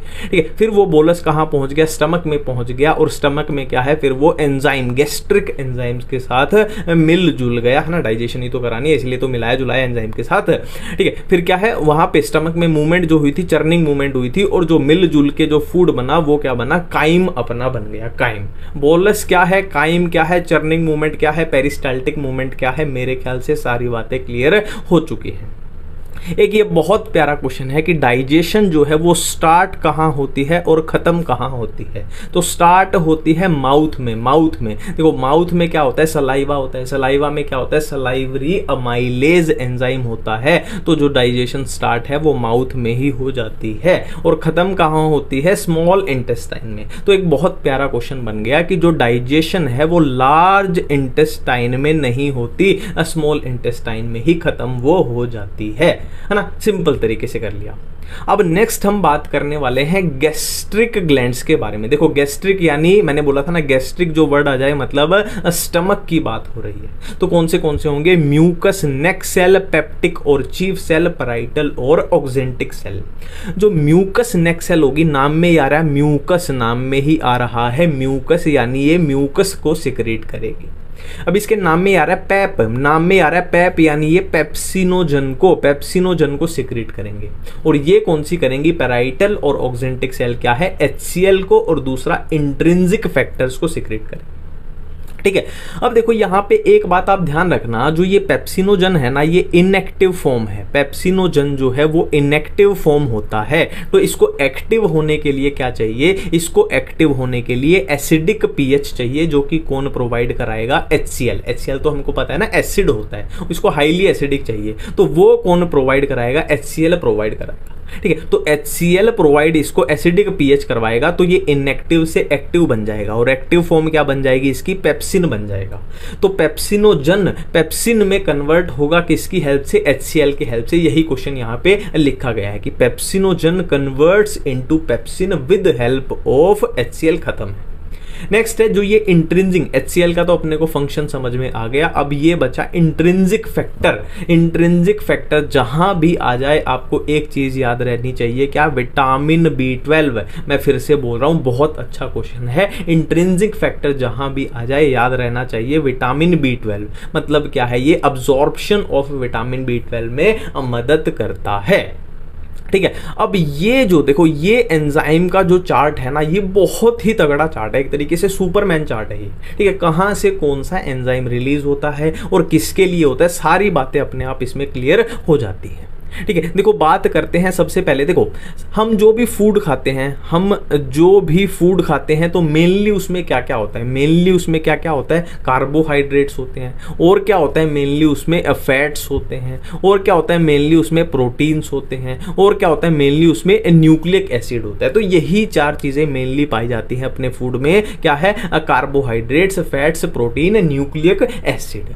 अब मेनली ये चीजें पाई जा रही हैं, तो जाहिर सी बात है हमें डाइजेस्ट भी इन्हीं को करना है ना। तो बारी बारी से देखेंगे कि कार्बोहाइड्रेट्स के लिए क्या फंक्शन चलता है, कहां पे क्या होता है, इसके लिए क्या, इसके लिए क्या, इसके लिए क्या, ठीक है। मैं दो चार्ट बताऊंगा, पहला ये है और इससे आगे एक धमाकेदार आएगा, वो भी बहुत तगड़ा है, बहुत शानदार चार्ट आपके सामने है, ये ऑटोमेटिकली बता देगा। जैसे फॉर एग्जांपल आपके पास आया कि कार्बोहाइड्रेट के लिए कौन सा एंजाइम होता है और कहां कहां पे होता है, तो माउथ में ये वाला, स्टमक में होता ही नहीं है, पेनक्रियाज में ये वाला, और सक्कस एंटेरिकस। देखो सक्कस एंटेरिकस क्या होता है, इंटेस्टाइनल जूस, इंटेस्टाइन का जूस, ठीक है। अब प्रोटीन के लिए पूछ लिया जाए तो माउथ में कोई भी नहीं, स्टमक में ये वाला, पैंक्रियाज में ये वाला, इसमें ये वाला। न्यूक्लिक एसिड के लिए पूछ लिया जाए, फैट के लिए पूछ लिया जाए, बिल्कुल क्लियर कट चार्ट है, मजा आ जाएगा इस वाले से। ठीक है, तो बारी बारी से कर लेते हैं। देखो कार्बोहाइड्रेट के लिए माउथ में कौन सा एंजाइम होता है? Salivary amylase. देखो जो ये वर्ड होता है ना अमाइलेज, अमाइलेज ये किससे रिलेटेड होता है? स्टार्च के रिलेटेड होता है। और स्टार्च एक तरीके का क्या है? कार्बोहाइड्रेट है। कुछ भी याद करने की जरूरत नहीं पड़ी। देखो ये कॉमन सेंस की बातें हैं कुछ, जैसे कि अमाइलेज है, जैसे कि मान लो अमाइलेज है तो वो ऑटोमेटिक है कि अमाइलेज जो वर्ड है वो स्टार्च के रिलेटेड है, तो कार्बोहाइड्रेट के रिलेटेड है ना। जैसे कि एक एंजाइम आ जाए, मान लो लाइपेज आ जाए, लाइपेज आ जाए तो लाइपेज यानी लिपिड यानी फैट के रिलेटेड है। एंजाइम आ जाए आपके सामने प्रोटीएज, एंजाइम आ जाए प्रोटीएज यानी प्रोटीन के रिलेटेड है। ठीक है, और जैसे इसके सामने लगा दूं मैं कि गैस्ट्रिक लाइपेज यानी स्टमक से आया है और लिपिड की यानी फैट की डाइजेशन के लिए। या फिर मैं लगा दूं पेनक्रियाटिक लाइपेज यानी एंजाइम पेनक्रियाज से आया है और किसकी? फैट की डाइजेशन के लिए है। तो थोड़ा नेमिंग है ना, लॉजिक से किया करो। तो कार्बोहाइड्रेट के लिए माउथ में कौन सा एंजाइम? Salivary amylase. और स्टमक में ऐसी खास कुछ एंजाइम नहीं पाया जाता कार्बोहाइड्रेट के लिए। और पेनक्रियाज की बात करें तो पेनक्रियाटिक अमाइलेज। देखो फिर से वही बात है, पेनक्रियाटिक यानी पेनक्रियाज से आया है, अमाइलेज यानी कार्बोहाइड्रेट यानी स्टार्च के लिए, कार्बोहाइड्रेट के लिए है। सर्कस एंटेरिकस इंटेस्टाइनल जूस में कौन से होंगे? माल्टेज होगा माल्टोज के लिए, लैक्टेज होगा लैक्टोज के लिए, सुक्रेज होगा सुक्रोज के लिए। ठीक है, ये कार्बोहाइड्रेट। प्रोटीन की बात करें तो माउथ में ऐसा कुछ खास प्रोटीन का नहीं पाया जाएगा। स्टमक में कौन सा होगा? पेप्सिन होगा ना। स्टमक का तो सुपर हिट एंजाइम है पेप्सिन अपना, है ना, जो पेप्सिनोजन से पेप्सिन बना था, किसकी हेल्प से? HCl की हेल्प से। पेनक्रियाज की बात करें तो प्रोटीन के लिए ट्रिप्सिन पाया जाएगा, कीमोट्रिप्सिन पाया जाएगा, कार्बोक्सीपेप्टाइडेज पाया जाएगा। देखो जैसे हमने बात की थी, देखो यहाँ पे कंफ्यूजन होगी आपको दो में, पेप्सिन में और ट्रिप्सिन में। देखो जैसे हमने यहाँ पे बात की थी कि पेप्सिनोजन से क्या बनता है? पेप्सिन बनता है, किसकी हेल्प से? HCl की हेल्प से। ठीक है, तो ठीक इसी तरीके से ट्रिप्सिनोजन से ट्रिप्सिन बनता है, किसकी हेल्प से? एंटेरोकाइनेज की हेल्प से। याद रखना। और ये कहाँ का एंजाइम है? पेनक्रियाज का एंजाइम है। और पेप्सिन कहाँ था? स्टमक में था। ठीक है, और एंटेरो जो वर्ड होता है ना, एंटेरो ये किसके लिए यूज होता है? एंटेरो वर्ड इंटेस्टाइन के लिए यूज होता है ना। तो ये कहां से बनता है? इंटेस्टाइन से बनता है ये वाला एंजाइम। ठीक है, सिंपल है। नेक्स्ट बात करते हैं। देखो ये हो गया अपने ट्रिप्सिन, कीमोट्रिप्सिन। देखो ट्रिप्सिन अगर याद आ गया तो कीमोट्रिप्सिन ऑटोमेटिकली हो जाएगा, ये कार्बोक्सीपेप्टाइडेज याद रखना है। इधर है डाईपेप्टाइडेज। अब ये डाईपेप्टाइडेज क्या है? ये माल्टेज, लैक्टेज, ये आगे समझ में आएंगे आपको अच्छे से, टेंशन मत लो। न्यूक्लिक एसिड की बात करें तो न्यूक्लिक एसिड का यहाँ पे कुछ खास नहीं, यहाँ पे कुछ खास नहीं। पेनक्रियाज में है कौन सा? न्यूक्लियेजेस है। और सक्कस एंटेरिकस में कौन से? न्यूक्लियोटाइडेजेस, न्यूक्लियोसाइडेज। ये भी आपको अच्छे से आगे ही समझ में आएंगे कि मैं क्या बात कर रहा हूँ, इसको भी छोड़ दो।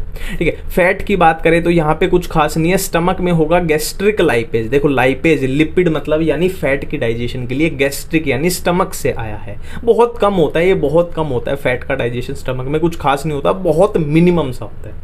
और फैट के लिए पेनक्रियाज से बात करें तो कौन सा आएगा? Pancreatic lipase. देखो पेनक्रियाटिक यानी पेनक्रियाज से आया, लाइपेज यानी फैट की डाइजेशन के लिए, और यहां से खाली लाइपेज। ठीक है, लाइपेज मतलब फैट की डाइजेशन के लिए। ठीक है, अब यहाँ पे है आगे क्या है? नेक्स्ट अपना पॉइंट है बाइल कंटेन्स। बाइल में क्या क्या होता है? बाइल पिगमेंट्स होते हैं। अब बाइल पिगमेंट्स भी दो टाइप के होते हैं, बिलिरुबिन एंड बिलिवर्डिन। और क्या होता है? बाइल सॉल्ट्स होते हैं, कोलेस्ट्रॉल एंड फॉस्फोलिपिड।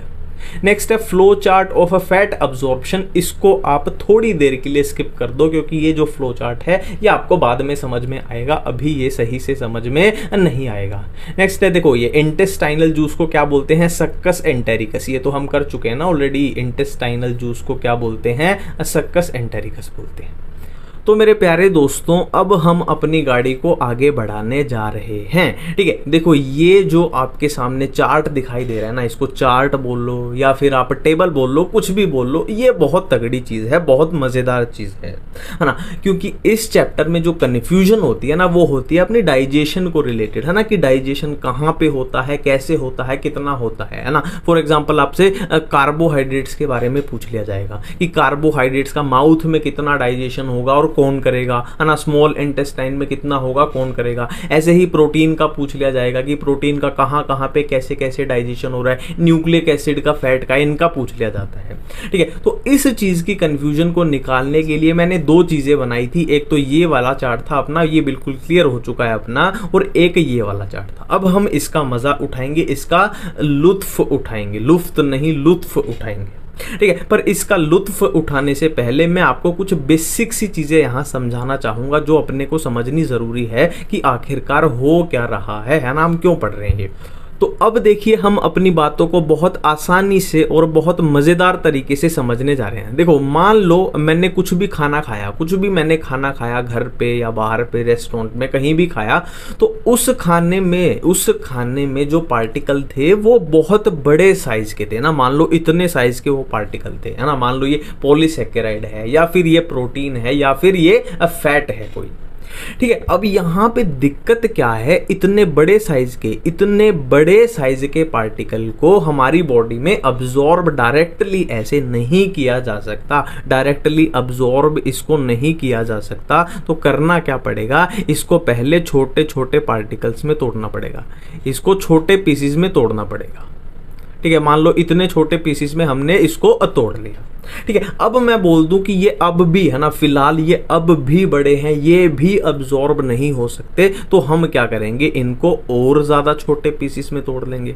ठीक है। तो इनको हम कब तक तोड़ेंगे कि ये इतने छोटे पीसीस में ना टूट जाएं कि जब ये क्या हो जाएं, जब ये क्या होने लग जाएं, अब्जॉर्ब होने लग जाएं। मतलब क्या है, ये इतने छोटे टूट जाएंगे कि ये डायरेक्टली ब्लड में अब्जॉर्ब हो सकते हैं, और ब्लड में अब्जॉर्ब होके कहां, पूरी बॉडी में फैल जाएंगे, और बॉडी की पूरी सेल्स को खाना चाहिए था, पूरी सेल्स को खाना ये अब पहुंच जाएगा। तो ये बेसिक प्रिंसिपल चलेगा, चाहे कार्बोहाइड्रेट्स की बात कर लो, चाहे आप प्रोटीन्स की बात कर लो, चाहे फैट्स की बात कर लो, ठीक है। अब इसको मैं आपको समझाता हूं, मैं कैसे ये चीजें बोल रहा हूं आपके सामने। देखो, फॉर एग्जांपल हमने पॉलीसैकेराइड खाया, हमने क्या खाया, पॉलीसैकेराइड खाया। अब पॉलीसैकेराइड को हमारी बॉडी अब्जॉर्ब डायरेक्ट नहीं कर सकती, तो क्या है, पॉलीसैकेराइड को तोड़ना पड़ेगा, किसमें, डाइसैकेराइड में तोड़ना पड़ेगा, छोटे पीसेस में। अब डाइसैकेराइड को भी डायरेक्टली अब्जॉर्ब नहीं किया जा सकता, तो इसको भी आगे तोड़ना पड़ेगा, किसमें, अब मोनोसैकेराइड में तोड़ना पड़ेगा, ठीक है। और एग्जाम्पल की बात करें, देखो पॉलीसैकेराइड को तोड़ दिया तो डाइसैकेराइड में अपने एग्जाम्पल आ जाएंगे, जैसे कि माल्टोज हो गया, है ना, जैसे कि माल्टोज हो गया, लैक्टोज हो गया, सुक्रोज हो गया, है ना। और इनको फर्दर हम तोड़ देंगे तो किस में बन जाएगा, मान लो एक ग्लूकोज में बन जाएगा, जो कि एक मोनोसैकेराइड है। और ग्लूकोज जो है वो अब्जॉर्ब हो सकता है। तो ये तो चलेगी अपनी किसकी, कार्बोहाइड्रेट की कहानी, है ना। एक बार मैं यहाँ पे आपको रिलेट करा देता हूँ। देखो, कार्बोहाइड्रेट को पॉलीसैकेराइड थे, पॉलीसैकेराइड को डाइसैकेराइड में तोड़ेंगे, है ना। परसेंटेज मैं बाद में बताऊंगा, टेंशन मत लो। पॉलीसैकेराइड को डाइसैकेराइड में तोड़ेंगे, डाइसैकेराइड को किसमें, मोनोसैकेराइड में तोड़ेंगे, और फाइनली वो अब्जॉर्ब हो जाएगा, ठीक है। अब सेम कहानी सबके लिए लगानी है। ये हमने कार्बोहाइड्रेट्स के लिए कहानी देख ली, है ना। अब हमें प्रोटीन के लिए सेम कहानी लगानी है। सेम कहानी हमें किसकी चाहिए, प्रोटीन के लिए चाहिए, ठीक है। यहाँ हमारे पास प्रोटीन है और ये बहुत बड़े साइज का है, इसको डायरेक्टली अब्जॉर्ब नहीं किया जा सकता। तो प्रोटीन को किस में कन्वर्ट कर दिया जाएगा, पेप्टोन्स प्लस प्रोटियोसिस में। देखो, यहाँ पे मैंने 2 स्टेप बताए हैं, पर 2 से ज्यादा भी हो सकते हैं। तो प्रोटीन को कन्वर्ट कर दिया पेप्टोन्स प्लस प्रोटियोसिस में, और इसको हम कन्वर्ट कर देंगे किसमें, डाइपेप्टाइड, है ना, डाइपेप्टाइड्स में, किसमें, डाइपेप्टाइड्स में। अब डाइपेप्टाइड्स जो हैं वो भी डायरेक्टली अब्जॉर्ब नहीं हो सकते, तो इसको फर्दर और ज्यादा तोड़ देंगे, और ये किस में कन्वर्ट हो जाएगा, अपना अमीनो एसिड में कन्वर्ट हो जाएगा। और अमीनो एसिड जो है वो क्या है, वो अपना अब्जॉर्ब होने लायक है, इतना छोटा टूट गया, ये अब्जॉर्ब हो जाएगा। देख लो प्रोटीन्स का, देख लो एक बार। अब प्रोटीन्स थे किसमें गए, पेप्टोन्स प्लस प्रोटियोसिस में, अब फिर किसमें गए, डाइपेप्टाइड्स में, फिर किसमें, अमीनो एसिड में, और अमीनो एसिड क्या है, अब्जॉर्ब हो जाएंगे, ठीक है। अब सेम कहानी हमें किसके लिए चाहिए, सेम कहानी, देखो ये पूरा ही रब कर लेता हूं, इसकी कोई जरूरत नहीं है। सेम कहानी हमें न्यूक्लिक एसिड के लिए चाहिए। तो अब हम देखते हैं कि न्यूक्लिक एसिड का क्या खेल चलेगा। अब हम क्या देखते हैं,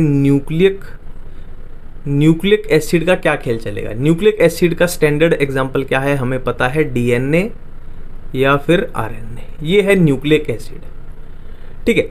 अब देखो न्यूक्लिक एसिड किससे मिलके बनता है, न्यूक्लिक एसिड किससे मिलके बनता है, बहुत सारे किसी न्यूक्लियोटाइड्स, बहुत सारे यानी मैं ऐसे दिखा देता हूँ, बहुत सारी न्यूक्लियोटाइड से मिलके बनता है न्यूक्लिक एसिड।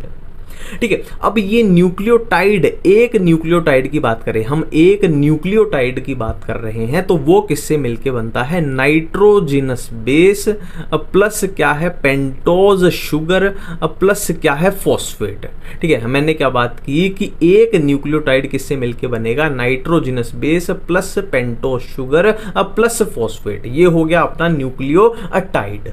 ठीक है। अब आपने एक सुना होगा न्यूक्लियोसाइड, न्यूक्लियोसाइड क्या होता है, देखो अगर यहां से अगर हम फॉस्फेट को छोड़ दें, तो ये होगा न्यूक्लियोसाइड, ये होगा न्यूक्लियोसाइड। पूरा समझ में आ गया। न्यूक्लिक एसिड जो कि आरएनए या फिर डीएनए होते हैं, वो किससे मिलके बनते हैं, वो पॉलीमर होते हैं, बहुत सारे न्यूक्लियोटाइड्स से मिलके बनते हैं।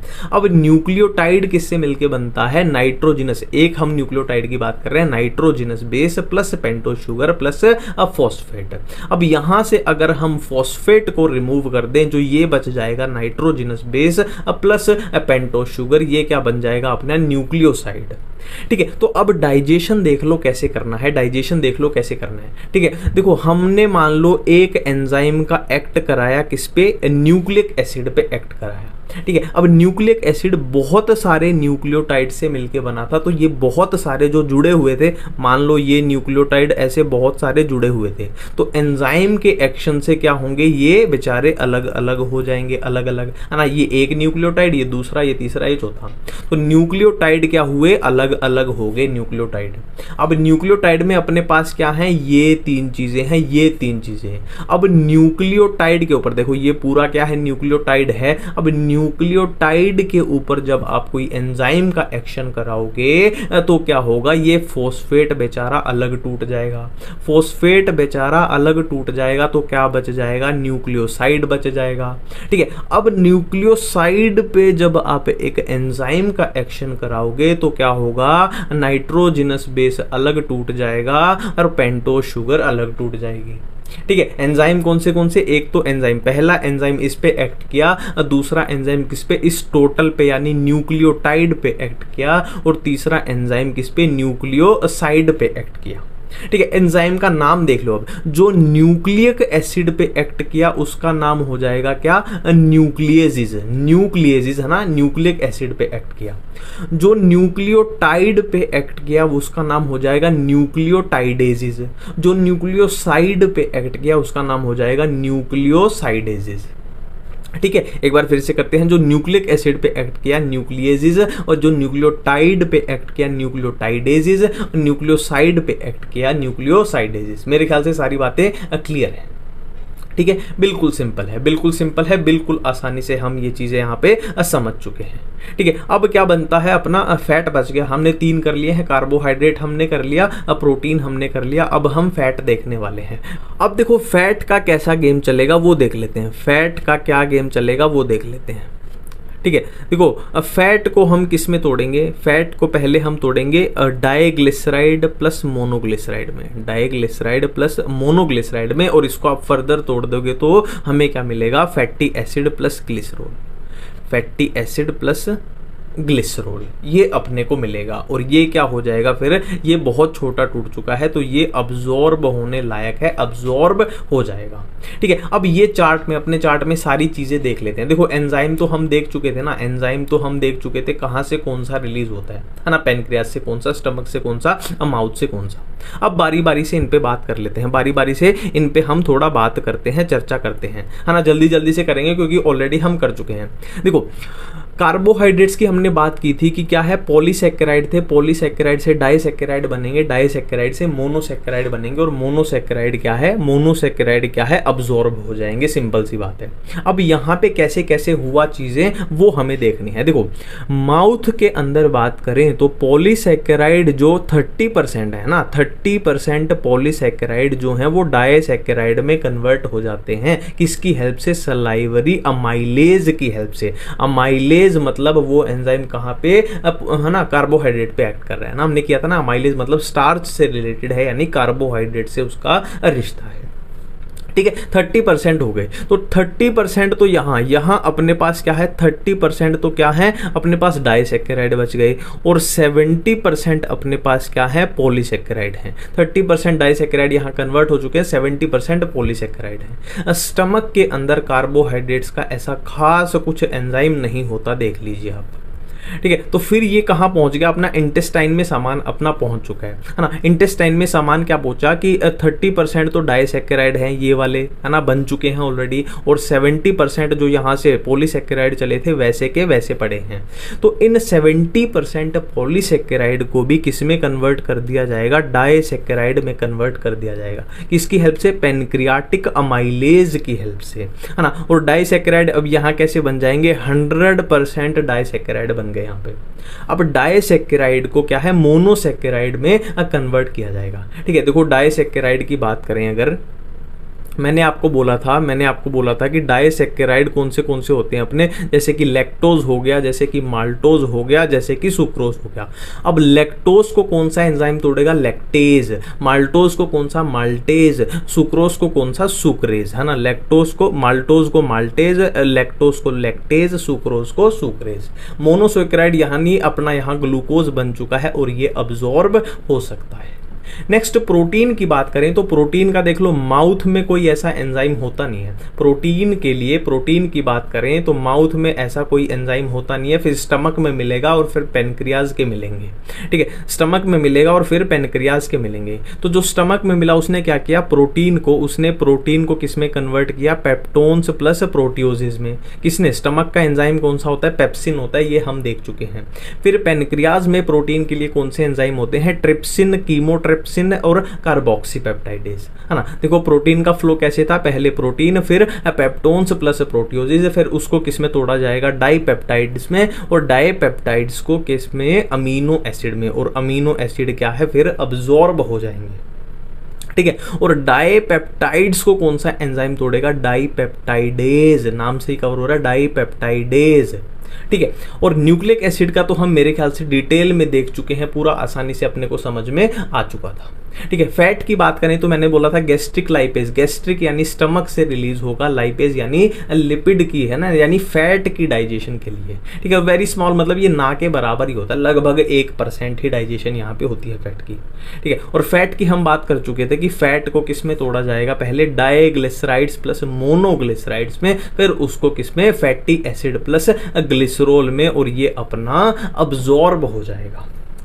ठीक है, बट फैट के लिए थोड़ा और हमें कुछ देखना पड़ेगा, वो हम एक बार देख लेते हैं ना। बाकी तो अपना ये सारा मेरे ख्याल से क्लियर हो रहा है, बिल्कुल सारा आपका कवर हो जाएगा, जो भी आपकी एनसीईआरटी की कंफ्यूजन थी कौन सा एंजाइम कहाँ से, बिल्कुल सारा क्लियर हो जाएगा इसे। ठीक है, एक बार फैट का जो दिया हुआ है वो देख लेते हैं, फिर हम बढ़ते हैं आगे। देखो मैंने फैट के लिए आपको बोला था कि ये वाली चीज है आप 2 मिनट के लिए स्किप कर दो, ये वाली चीज आप 2 मिनट के लिए स्किप कर दीजिए। ठीक है, तो अब इसका नंबर आ गया, ये क्या चीज है। देखो हम यहां बात कर चुके हैं कार्बोहाइड्रेट्स की, प्रोटीन्स की, न्यूक्लिक एसिड की और फैट्स की बात कर चुके हैं। हमने बात की थी कार्बोहाइड्रेट्स, है ना, कहां पे, मोनोसैकेराइड तक हमारे पहुंच चुके थे और ये क्या हो जाएंगे, अब्जॉर्ब हो जाएंगे। अमीनो एसिड तक हम प्रोटीन में पहुंच चुके थे और ये क्या हो जाएंगे, अब्जॉर्ब हो जाएंगे अमीनो एसिड। यहाँ पे न्यूक्लिक एसिड में हम शुगर प्लस बेसिस पे पहुंच चुके हैं, ये क्या हो जाएंगे, अब्जॉर्ब हो जाएंगे। ठीक है, और यहां मैंने मोटे मोटे तरीके से बता दिया था कि फैटी एसिड प्लस ग्लिसरॉल पहुंच जाएंगे और ये अपने अब्जॉर्ब होने चाहिए, बट क्या है, फैटी एसिड एंड ग्लिसरॉल जो होते हैं ना वो इनसॉल्युबल होते हैं। ये तो डायरेक्ट ब्लड में चले जाएंगे, बट ये क्या होते हैं दोस्तों, प्यारे दोस्तों, भाइयों बहनों, इसको ध्यान देना थोड़ा फैट वाले पे। फैटी एसिड प्लस ग्लिसरॉल क्या होते हैं, इनसॉल्युबल होते हैं, तो ये डायरेक्ट ब्लड में अब्जॉर्ब नहीं होंगे। तो इनको ब्लड में कैसे अब्जॉर्ब कराया जाए, तो यही ये प्रोसेस बोलती है। कि फैटी एसिड प्लस ग्लिसरॉल, देखो फैटी एसिड प्लस ग्लिसरॉल जो है वो डायरेक्ट क्या है, अब्जॉर्ब नहीं हो रहे क्योंकि ये इनसोल्यूबल हैं। तो इनको कैसे ब्लड तक भेजा जाए वो ये प्रोसेस है। तो इनकी हम क्या कर देंगे, इमल्सिफिकेशन कर देंगे। और ये इमल्सिफिकेशन कौन करेगा, बाइल करेगा। बाइल कहाँ से आता था ये हमने देख लिया था ना, लीवर से अपना आया था, गॉल ब्लैडर में स्टोर हुआ था। तो अगर हम फैटी एसिड एंड ग्लिसरॉल की इमल्सिफिकेशन बाय बाइल कर दें तो उसको क्या बोल देंगे, जो है ना जो स्ट्रक्चर बन जाएगी उसको क्या बोलेंगे, मिशेल्स बोलेंगे। अब इस मिशेल के बाहर अगर हम प्रोटीन की कोटिंग कर दें तो क्या स्ट्रक्चर बन जाएगी, काइलोमाइक्रोन्स बन जाएंगे। फ्लो को पकड़ो, फैटी एसिड एंड ग्लिसरॉल को जब इमल्सिफिकेशन बाय बाइल कर दिया तो क्या बन गया, मिशेल्स बन गए। और मिशेल्स के बाहर प्रोटीन की कोटिंग कर दी तो काइलोमाइक्रोन्स बन गए। अब काइलोमाइक्रोन्स ट्रांसपोर्टेड टू कहाँ भेज दिया जाएगा, लिम्फ वेसल में इनको भेज दिया जाएगा। और लिम्फ वेसल क्या है, अल्टीमेटली अपनी ब्लड में ओपन हो जाएगी। तो ये क्या है, अपने ना चाहिए थे कहाँ, अपने को ब्लड में ही तो चाहिए थे। और ब्लड के थ्रू ये पूरी बॉडी में, पूरी सेल्स में, पूरे टिश्यू में है ना डिस्ट्रीब्यूट पूरी बॉडी में हो जाएंगे।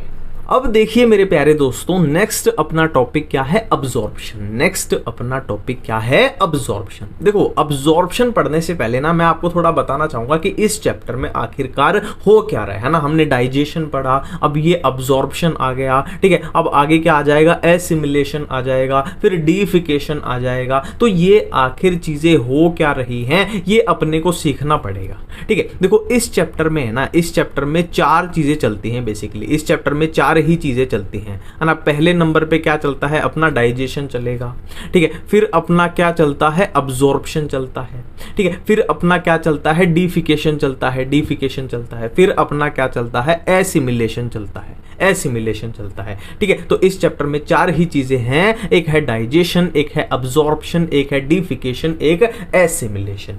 अब ये होती क्या है तो इसको समझना बेहद बेहद बेहद जरूरी है, क्योंकि नहीं तो अपने को बेसिक से है ना समझ ही नहीं आएगा कि हो क्या रहा है चैप्टर में।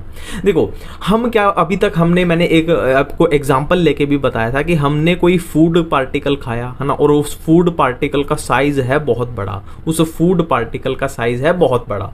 अब इतने बड़े फूड पार्टिकल को मेरा जो ब्लड है, मेरी जो ब्लड वेसल्स हैं वो ना तो इसको अब्जॉर्ब कर सकती हैं, और जो मेरी बॉडी की सेल्स हैं है ना, मेरे हाथों में सेल हैं, मेरे पैरों में सेल हैं, मेरे दिमाग में सेल हैं, आंखों में सेल है, हर जगह पे सेल्स हैं, तो वो ना इसको अब्जॉर्ब कर सकती हैं ना इसको यूज कर सकती हैं, ना इसका अब्जॉर्प्शन होगा ना इसका यूज होगा। तो करें क्या, तो हमने क्या किया था कि भाई इतना बड़ा पार्टिकल है तो क्या करते हैं, हम इसको छोटे छोटे पीसीज में तोड़ लेते हैं। हम इसको क्या करते हैं, छोटे छोटे पीसीज में तोड़ लेते हैं। तो कितने छोटे पीसीज में इसको तोड़ना है, तो सिंपल सी बात है, उतने छोटे पीसीज में तोड़ना है कि ब्लड इसको अब्जॉर्ब कर पाए, ब्लड इसको अब्जॉर्ब कर पाए और सेल्स इसको यूज कर पाए, है ना। आखिरकार हम खाना खाते क्यों हैं, हमको एनर्जी मिले, है ना, हमारी सेल्स को फूड मिले और उससे फिर एनर्जी बना सके, इसीलिए तो खाते हैं, ठीक है। तो ये प्रोसेस होगी और इस प्रोसेस को हमने नाम क्या दिया, इस प्रोसेस को हमने नाम दिया डाइजेशन।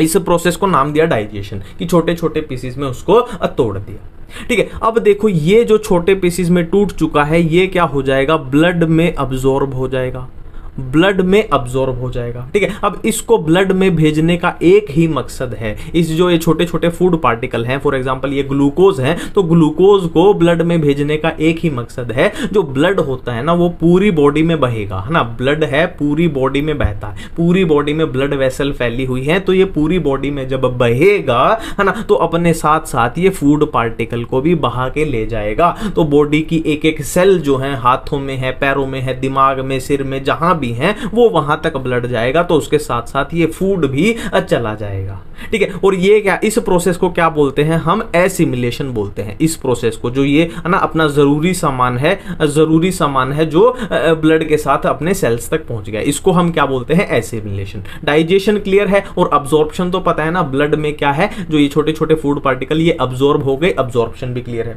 ठीक है। इतनी बातें क्लियर हैं। अब देखो ये डीफिकेशन क्या होता है, अब ये डीफिकेशन क्या होता है, देखो हमने इस फूड पार्टिकल को तोड़ा, फॉर एग्जांपल हमने कुछ भी खाया, कुछ भी फूड, बर्गर, बर्गर, पिज्जा, रोटी, चावल कुछ भी खाया तो जरूरत तो नहीं है ना, उसमें जरूरी तो नहीं है कि सारा का सारा अब्जॉर्ब हो जाएगा, कुछ उसमें वेस्ट मटेरियल भी तो होता है, मतलब जो हमारी बॉडी को नहीं चाहिए वो मटेरियल भी तो होगा। तो हमारी बॉडी उसको क्या है ना, सुलभ शौचालय सुना होगा ना आपने, सुलभ शौचालय, सुबह सुबह हमारी बॉडी उसको बॉडी से बाहर निकाल देगी, उसको बोलते हैं डिफिकेशन, है ना। तो इस चैप्टर में 4 ही चीजें हो रही हैं, डाइजेशन हो रहा है, अब्जॉर्प्शन हो रहा है, डिफिकेशन हो रहा है, एसिमिलेशन हो रहा है, सारी चीजें हमने समझ ली।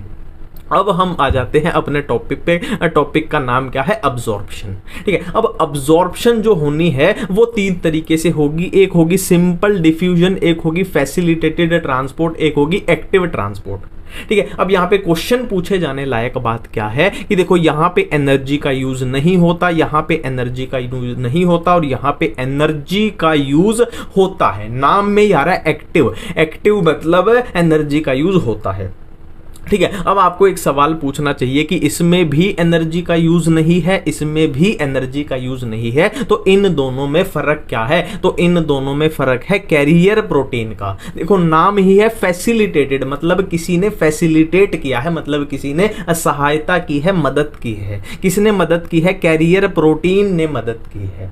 ठीक है, तो ये फर्क है इसमें कैरियर प्रोटीन मदद करते हैं। अब क्या क्या ट्रांसपोर्ट होता है, तो देखो ग्लूकोज एंड अमीनो, मैं एनसीईआरटी को फॉलो कर रहा हूं बिल्कुल, ग्लूकोज एंड अमीनो एसिड तो सब में है, glucose amino acid, glucose amino acid. ठीक है, अब आपको एक्टिव में क्या याद रखना है, सोडियम अपनी एनसीईआरटी में लिखा हुआ है, सोडियम याद रखना है, एक्टिवली ट्रांसपोर्ट होता है। और सिंपल डिफ्यूजन की बात करें तो क्लोरीन याद रखना है ना, Cl- क्लोराइड आयन। ठीक है, तो एक ट्रिक बताता हूं, देखो सोडियम क्लोराइड बड़ा ही फेमस कंपाउंड है, तो ये सोडियम क्लोराइड अपना मिल गया, सोडियम इधर है और क्लोराइड इधर है।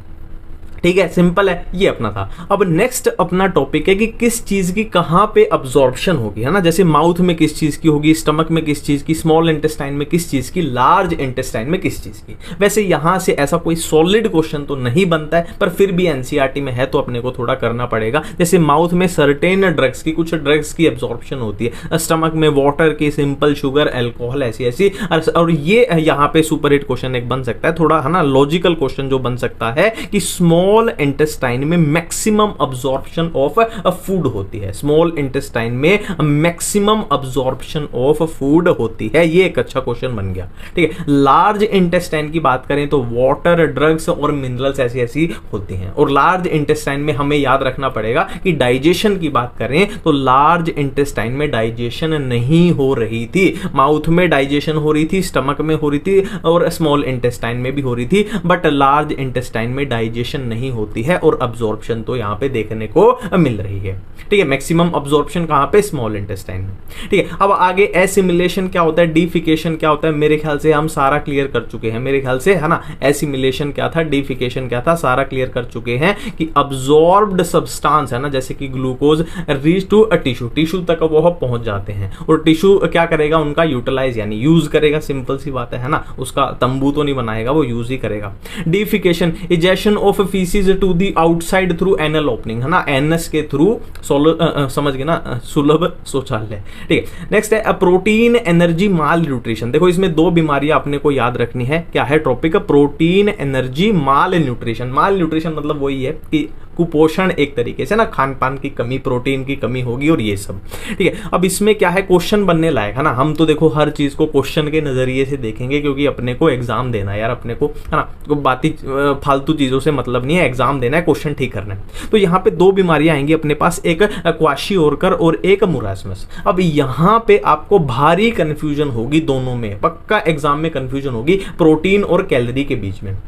देखो क्वाशियोरकर में क्या होता है, प्रोटीन जो होता है वो कम हो जाता है और कैलोरी जो है वो नॉर्मल रहती है। जबकि मुरास्मस की बात करें तो चाहे प्रोटीन की बात करो चाहे कैलोरी की बात करो, दोनों के दोनों कम हो जाते हैं। तो यहीं से एक सुपर हिट क्वेश्चन बन गया कि क्वाशियोरकर में कैलोरी जो है वो नॉर्मल है, इसमें दोनों कम है। ठीक है, अब जहां पे कंफ्यूजन होती है वहां पे ट्रिक आएगी अपनी। ट्रिक क्या बोलती है, देखो ये तो है क्वाशियोरकर, थोड़ी स्टैंडर्ड की बीमारी लग रही है। और ये देखो मुरासमस मतलब बिल्कुल ही है ना, M4 बिल्कुल ही मरा हुआ है ना, मुरासमस मतलब बिल्कुल ही मरा पड़ा है। अब मरा पड़ा है मतलब उसमें प्रोटीन की भी कमी है और कैलोरी की भी कमी है। इसमें थोड़ा स्टैंडर्ड का नाम है क्वाशियोरकर, है ना, थोड़ा कैलोरी तो थोड़ी ठीक ठाक बची हुई है थोड़ी बहुत, ठीक है। अब एज की बात करें तो ये मोर देन 1 ईयर, 1 साल से ऊपर के बच्चों में होती है और ये 1 साल से नीचे के। यहां भी वही ट्रिक कमाएगी कि बिल्कुल ही मरा है ना, M4 मुरासमस M4 बिल्कुल ही मरा पड़ा है। बिल्कुल ही मरा पड़ा है मतलब बिल्कुल ही छोटा सा है, बिल्कुल ही छोटा सा मतलब 1 साल से नीचे है और ये 1 साल से ऊपर है। यहां से भी काम बन गया, ठीक है। अब स्टिल फैट इज लेफ्ट, ये लाइन तो यहीं से बन गई। कैलोरी अगर नॉर्मल है तो भाई मतलब थोड़ा बहुत फैट बचा हुआ है। अब है ना, वो फैट क्या, एडीमा स्वेलिंग उस रूप में अपने को दिख रहा है। फैट नोट सीन, है ना, कैलोरी भी इसमें कम हो गई है, प्रोटीन भी कम है, तो फैट तो है ना, कैलोरी भी कम होगी तो फैट तो दिख ही नहीं रहा है ना। स्वेलिंग कहां से आएगी, फैट ही नहीं है तो स्वेलिंग का एक आएगी उसमें, ठीक है। नेक्स्ट बात करते हैं डिसऑर्डर्स की। देखो डिसऑर्डर अपने को कौन से करने हैं, jaundice, vomiting, diarrhoea, constipation, indigestion, ठीक है। अब यहां पे देखो जो ये है ना, जो डायरिया है, कॉन्स्टिपेशन है, इनडाइजेशन है, यहां पे ना तो क्वेश्चन बनेगा आपका कुछ है ना, और ना इसमें ऐसा कुछ है याद करने का, क्योंकि डायरिया सबको पता है क्या होता है, बाढ़ आ गई डायरिया, और कॉन्स्टिपेशन क्या है, सूखा पड़ गया। डायरिया मतलब बाढ़ आ गई मतलब क्या है, लिक्विडिटी भी इंक्रीज हो गई, फ्रीक्वेंसी भी इंक्रीज हो गई। कॉन्स्टिपेशन क्या होता है आपको पता है, faeces are retained within the colon, मतलब फीसिस जो है वो बाहर नहीं आ रहे हैं, वो मुखड़ा नहीं दिखा रहे हैं, वो कोलोन में ही पड़े हैं, ठीक है, सूखा पड़ गया। इनडाइजेशन, इनडाइजेशन नाम से ही पता लग रहा है कि है ना अपाचन, अपाचन है ना, वो टीवी में ऐड भी आते हैं ना कि अगर आपको अपाचन हो रहा है तो ये वाला लिक्विड वो भी जो भी पियो, तो इनडाइजेशन यानी अपाचन, है ना, इनप्रॉपर डाइजेशन ऑफ फूड, है ना, ऐसा लगेगा कि जो खाया था वो पचा नहीं है, फीलिंग ऑफ फुलनेस, है ना, पेट भरा भरा सा लगेगा। और इसके कॉजेज यानी रीजन क्या क्या हो सकते हैं, एंजाइटी की वजह से हो सकता है, ठीक है, फूड पॉइजनिंग की, कुछ गंद वंद बाहर का खा लो उसकी वजह से हो सकता है, ओवर ईटिंग, पेट भर भर के, है ना, जितना पेट में ताकत थी, जान थी, वहां तक खाया, ठोक दिया एकदम, है ना, जब हो सकता है स्पाइसी, है ना, ज्यादा तीखा खा लो तब हो सकता है। तो भाई डायरिया, कॉन्स्टिपेशन, इनडाइजेशन में से क्वेश्चन पूछे जाने लायक तो बात अपने को नजर नहीं आ रही। तो क्वेश्चन कहां से पूछा जाएगा, तो क्वेश्चन आपका एक तो वॉमिटिंग से बनेगा। देखो वॉमिटिंग का वैसे सबको पता है कि ejection of stomach content through the mouth, है ना, मतलब पेट का जो माल पानी है वो मुंह के थ्रू बाहर आ जाएगा, उसको वोमिटिंग बोलते हैं, ये बात सबको पता है, इससे क्वेश्चन नहीं बनेगा। अब क्वेश्चन कहां से बनेगा, तो यहां पे लगा लो भाई 5 स्टार कि वोमिट सेंटर जो है वो कहां पे प्रेजेंट होता है, वोमिट सेंटर मेड्यूला में प्रेजेंट होता है, ये आपका क्वेश्चन बन गया बढ़िया वाला। अब लास्ट अपना डाइजेस्टिव डिसऑर्डर है जॉन्डिस, और जॉन्डिस पे आप है ना 5, 10, 15 स्टार लगा लो, क्योंकि सबसे बढ़िया क्वेश्चन यहीं से पूछा जाएगा। देखो जॉन्डिस जो होता है ना, उसको हिंदी में क्या बोलते हैं, पीलिया बोलते हैं, हिंदी में पीलिया बोलते हैं। पीलिया मतलब पीला, पीला मतलब येलो, तो इसमें क्या है, जो स्किन है, जो आईज यानी आंखें हैं, वो येलो पीले पड़ने लग जाते हैं। अब आपको क्वेश्चन पूछना चाहिए कि पीले पड़ने लग जाते हैं, ये तो ठीक है, पीलिया से पता लग गया, पर क्यों पड़ते हैं, उसका रीजन क्या है। देखो उसका रीजन मैं आपको बताने जा रहा हूं, और ये बहुत अच्छा रीजन है ना, आपको पूरी बातें समझ में आ जाएंगी। देखो आरबीसी जो होती है ना, अपनी जो आरबीसी होती है उसके पास क्या होता है, एक पिगमेंट होता है, क्या, बिलिरुबिन।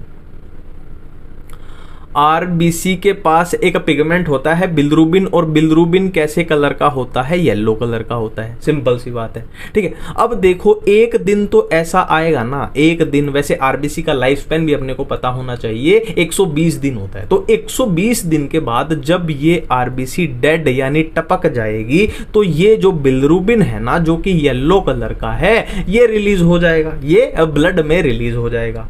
अब ये ब्लड में जब रिलीज हो जाता है, यहां पे अपना बिलिरुबिन ये रिलीज हो चुका है, जब ये ब्लड में रिलीज हो जाता है तो इसको कौन फिल्टर करता है, फिल्टर यानी इसको यहां से कौन निकालता है, इसको निकालता है लीवर, लीवर इसको फिल्टर करता है, लीवर इसको फिल्टर करता है, ठीक है। अब मैं आपको बोल दूं, अगर अपने लीवर में कुछ खराबी आ जाए, अपने लीवर में कुछ खराबी आ जाए, तो ये लीवर जो है, ये लीवर क्या गया, किधर गया, ठीक है आ गया। तो मैं क्या बोल रहा हूं कि लीवर में कुछ खराबी आ जाए तो लीवर इस बिलिरुबिन को फिल्टर नहीं कर पाएगा। अब बिलिरुबिन को जब ये फिल्टर नहीं कर पाएगा तो बिलिरुबिन जो है वो बॉडी में ऐसे का ऐसे पड़ा रहेगा ना, अपने ब्लड में पड़ा रहेगा और पूरी बॉडी में, है ना। अब ये कैसे कलर का है, येलो कलर का है, ये कैसे कलर का है, येलो कलर का है, तो जाहिर सी बात है पूरी बॉडी में येलो कलर अपने को दिखाई देने लगेगा, ठीक है। डिफेक्ट इन लीवर, लीवर में डिफेक्ट की वजह से बिलिरुबिन की डिपोजिशन हो जाती है जिससे स्किन, आंखें और ये येलो पड़ जाती हैं, ठीक है। तो बहुत ही आसानी से, बहुत ही प्यार से, बहुत ही सहजता से हमने ये चैप्टर अपना निपटा दिया। तो हम मिलते हैं नेक्स्ट चैप्टर के साथ नेक्स्ट वीडियो में। थैंक यू, धन्यवाद।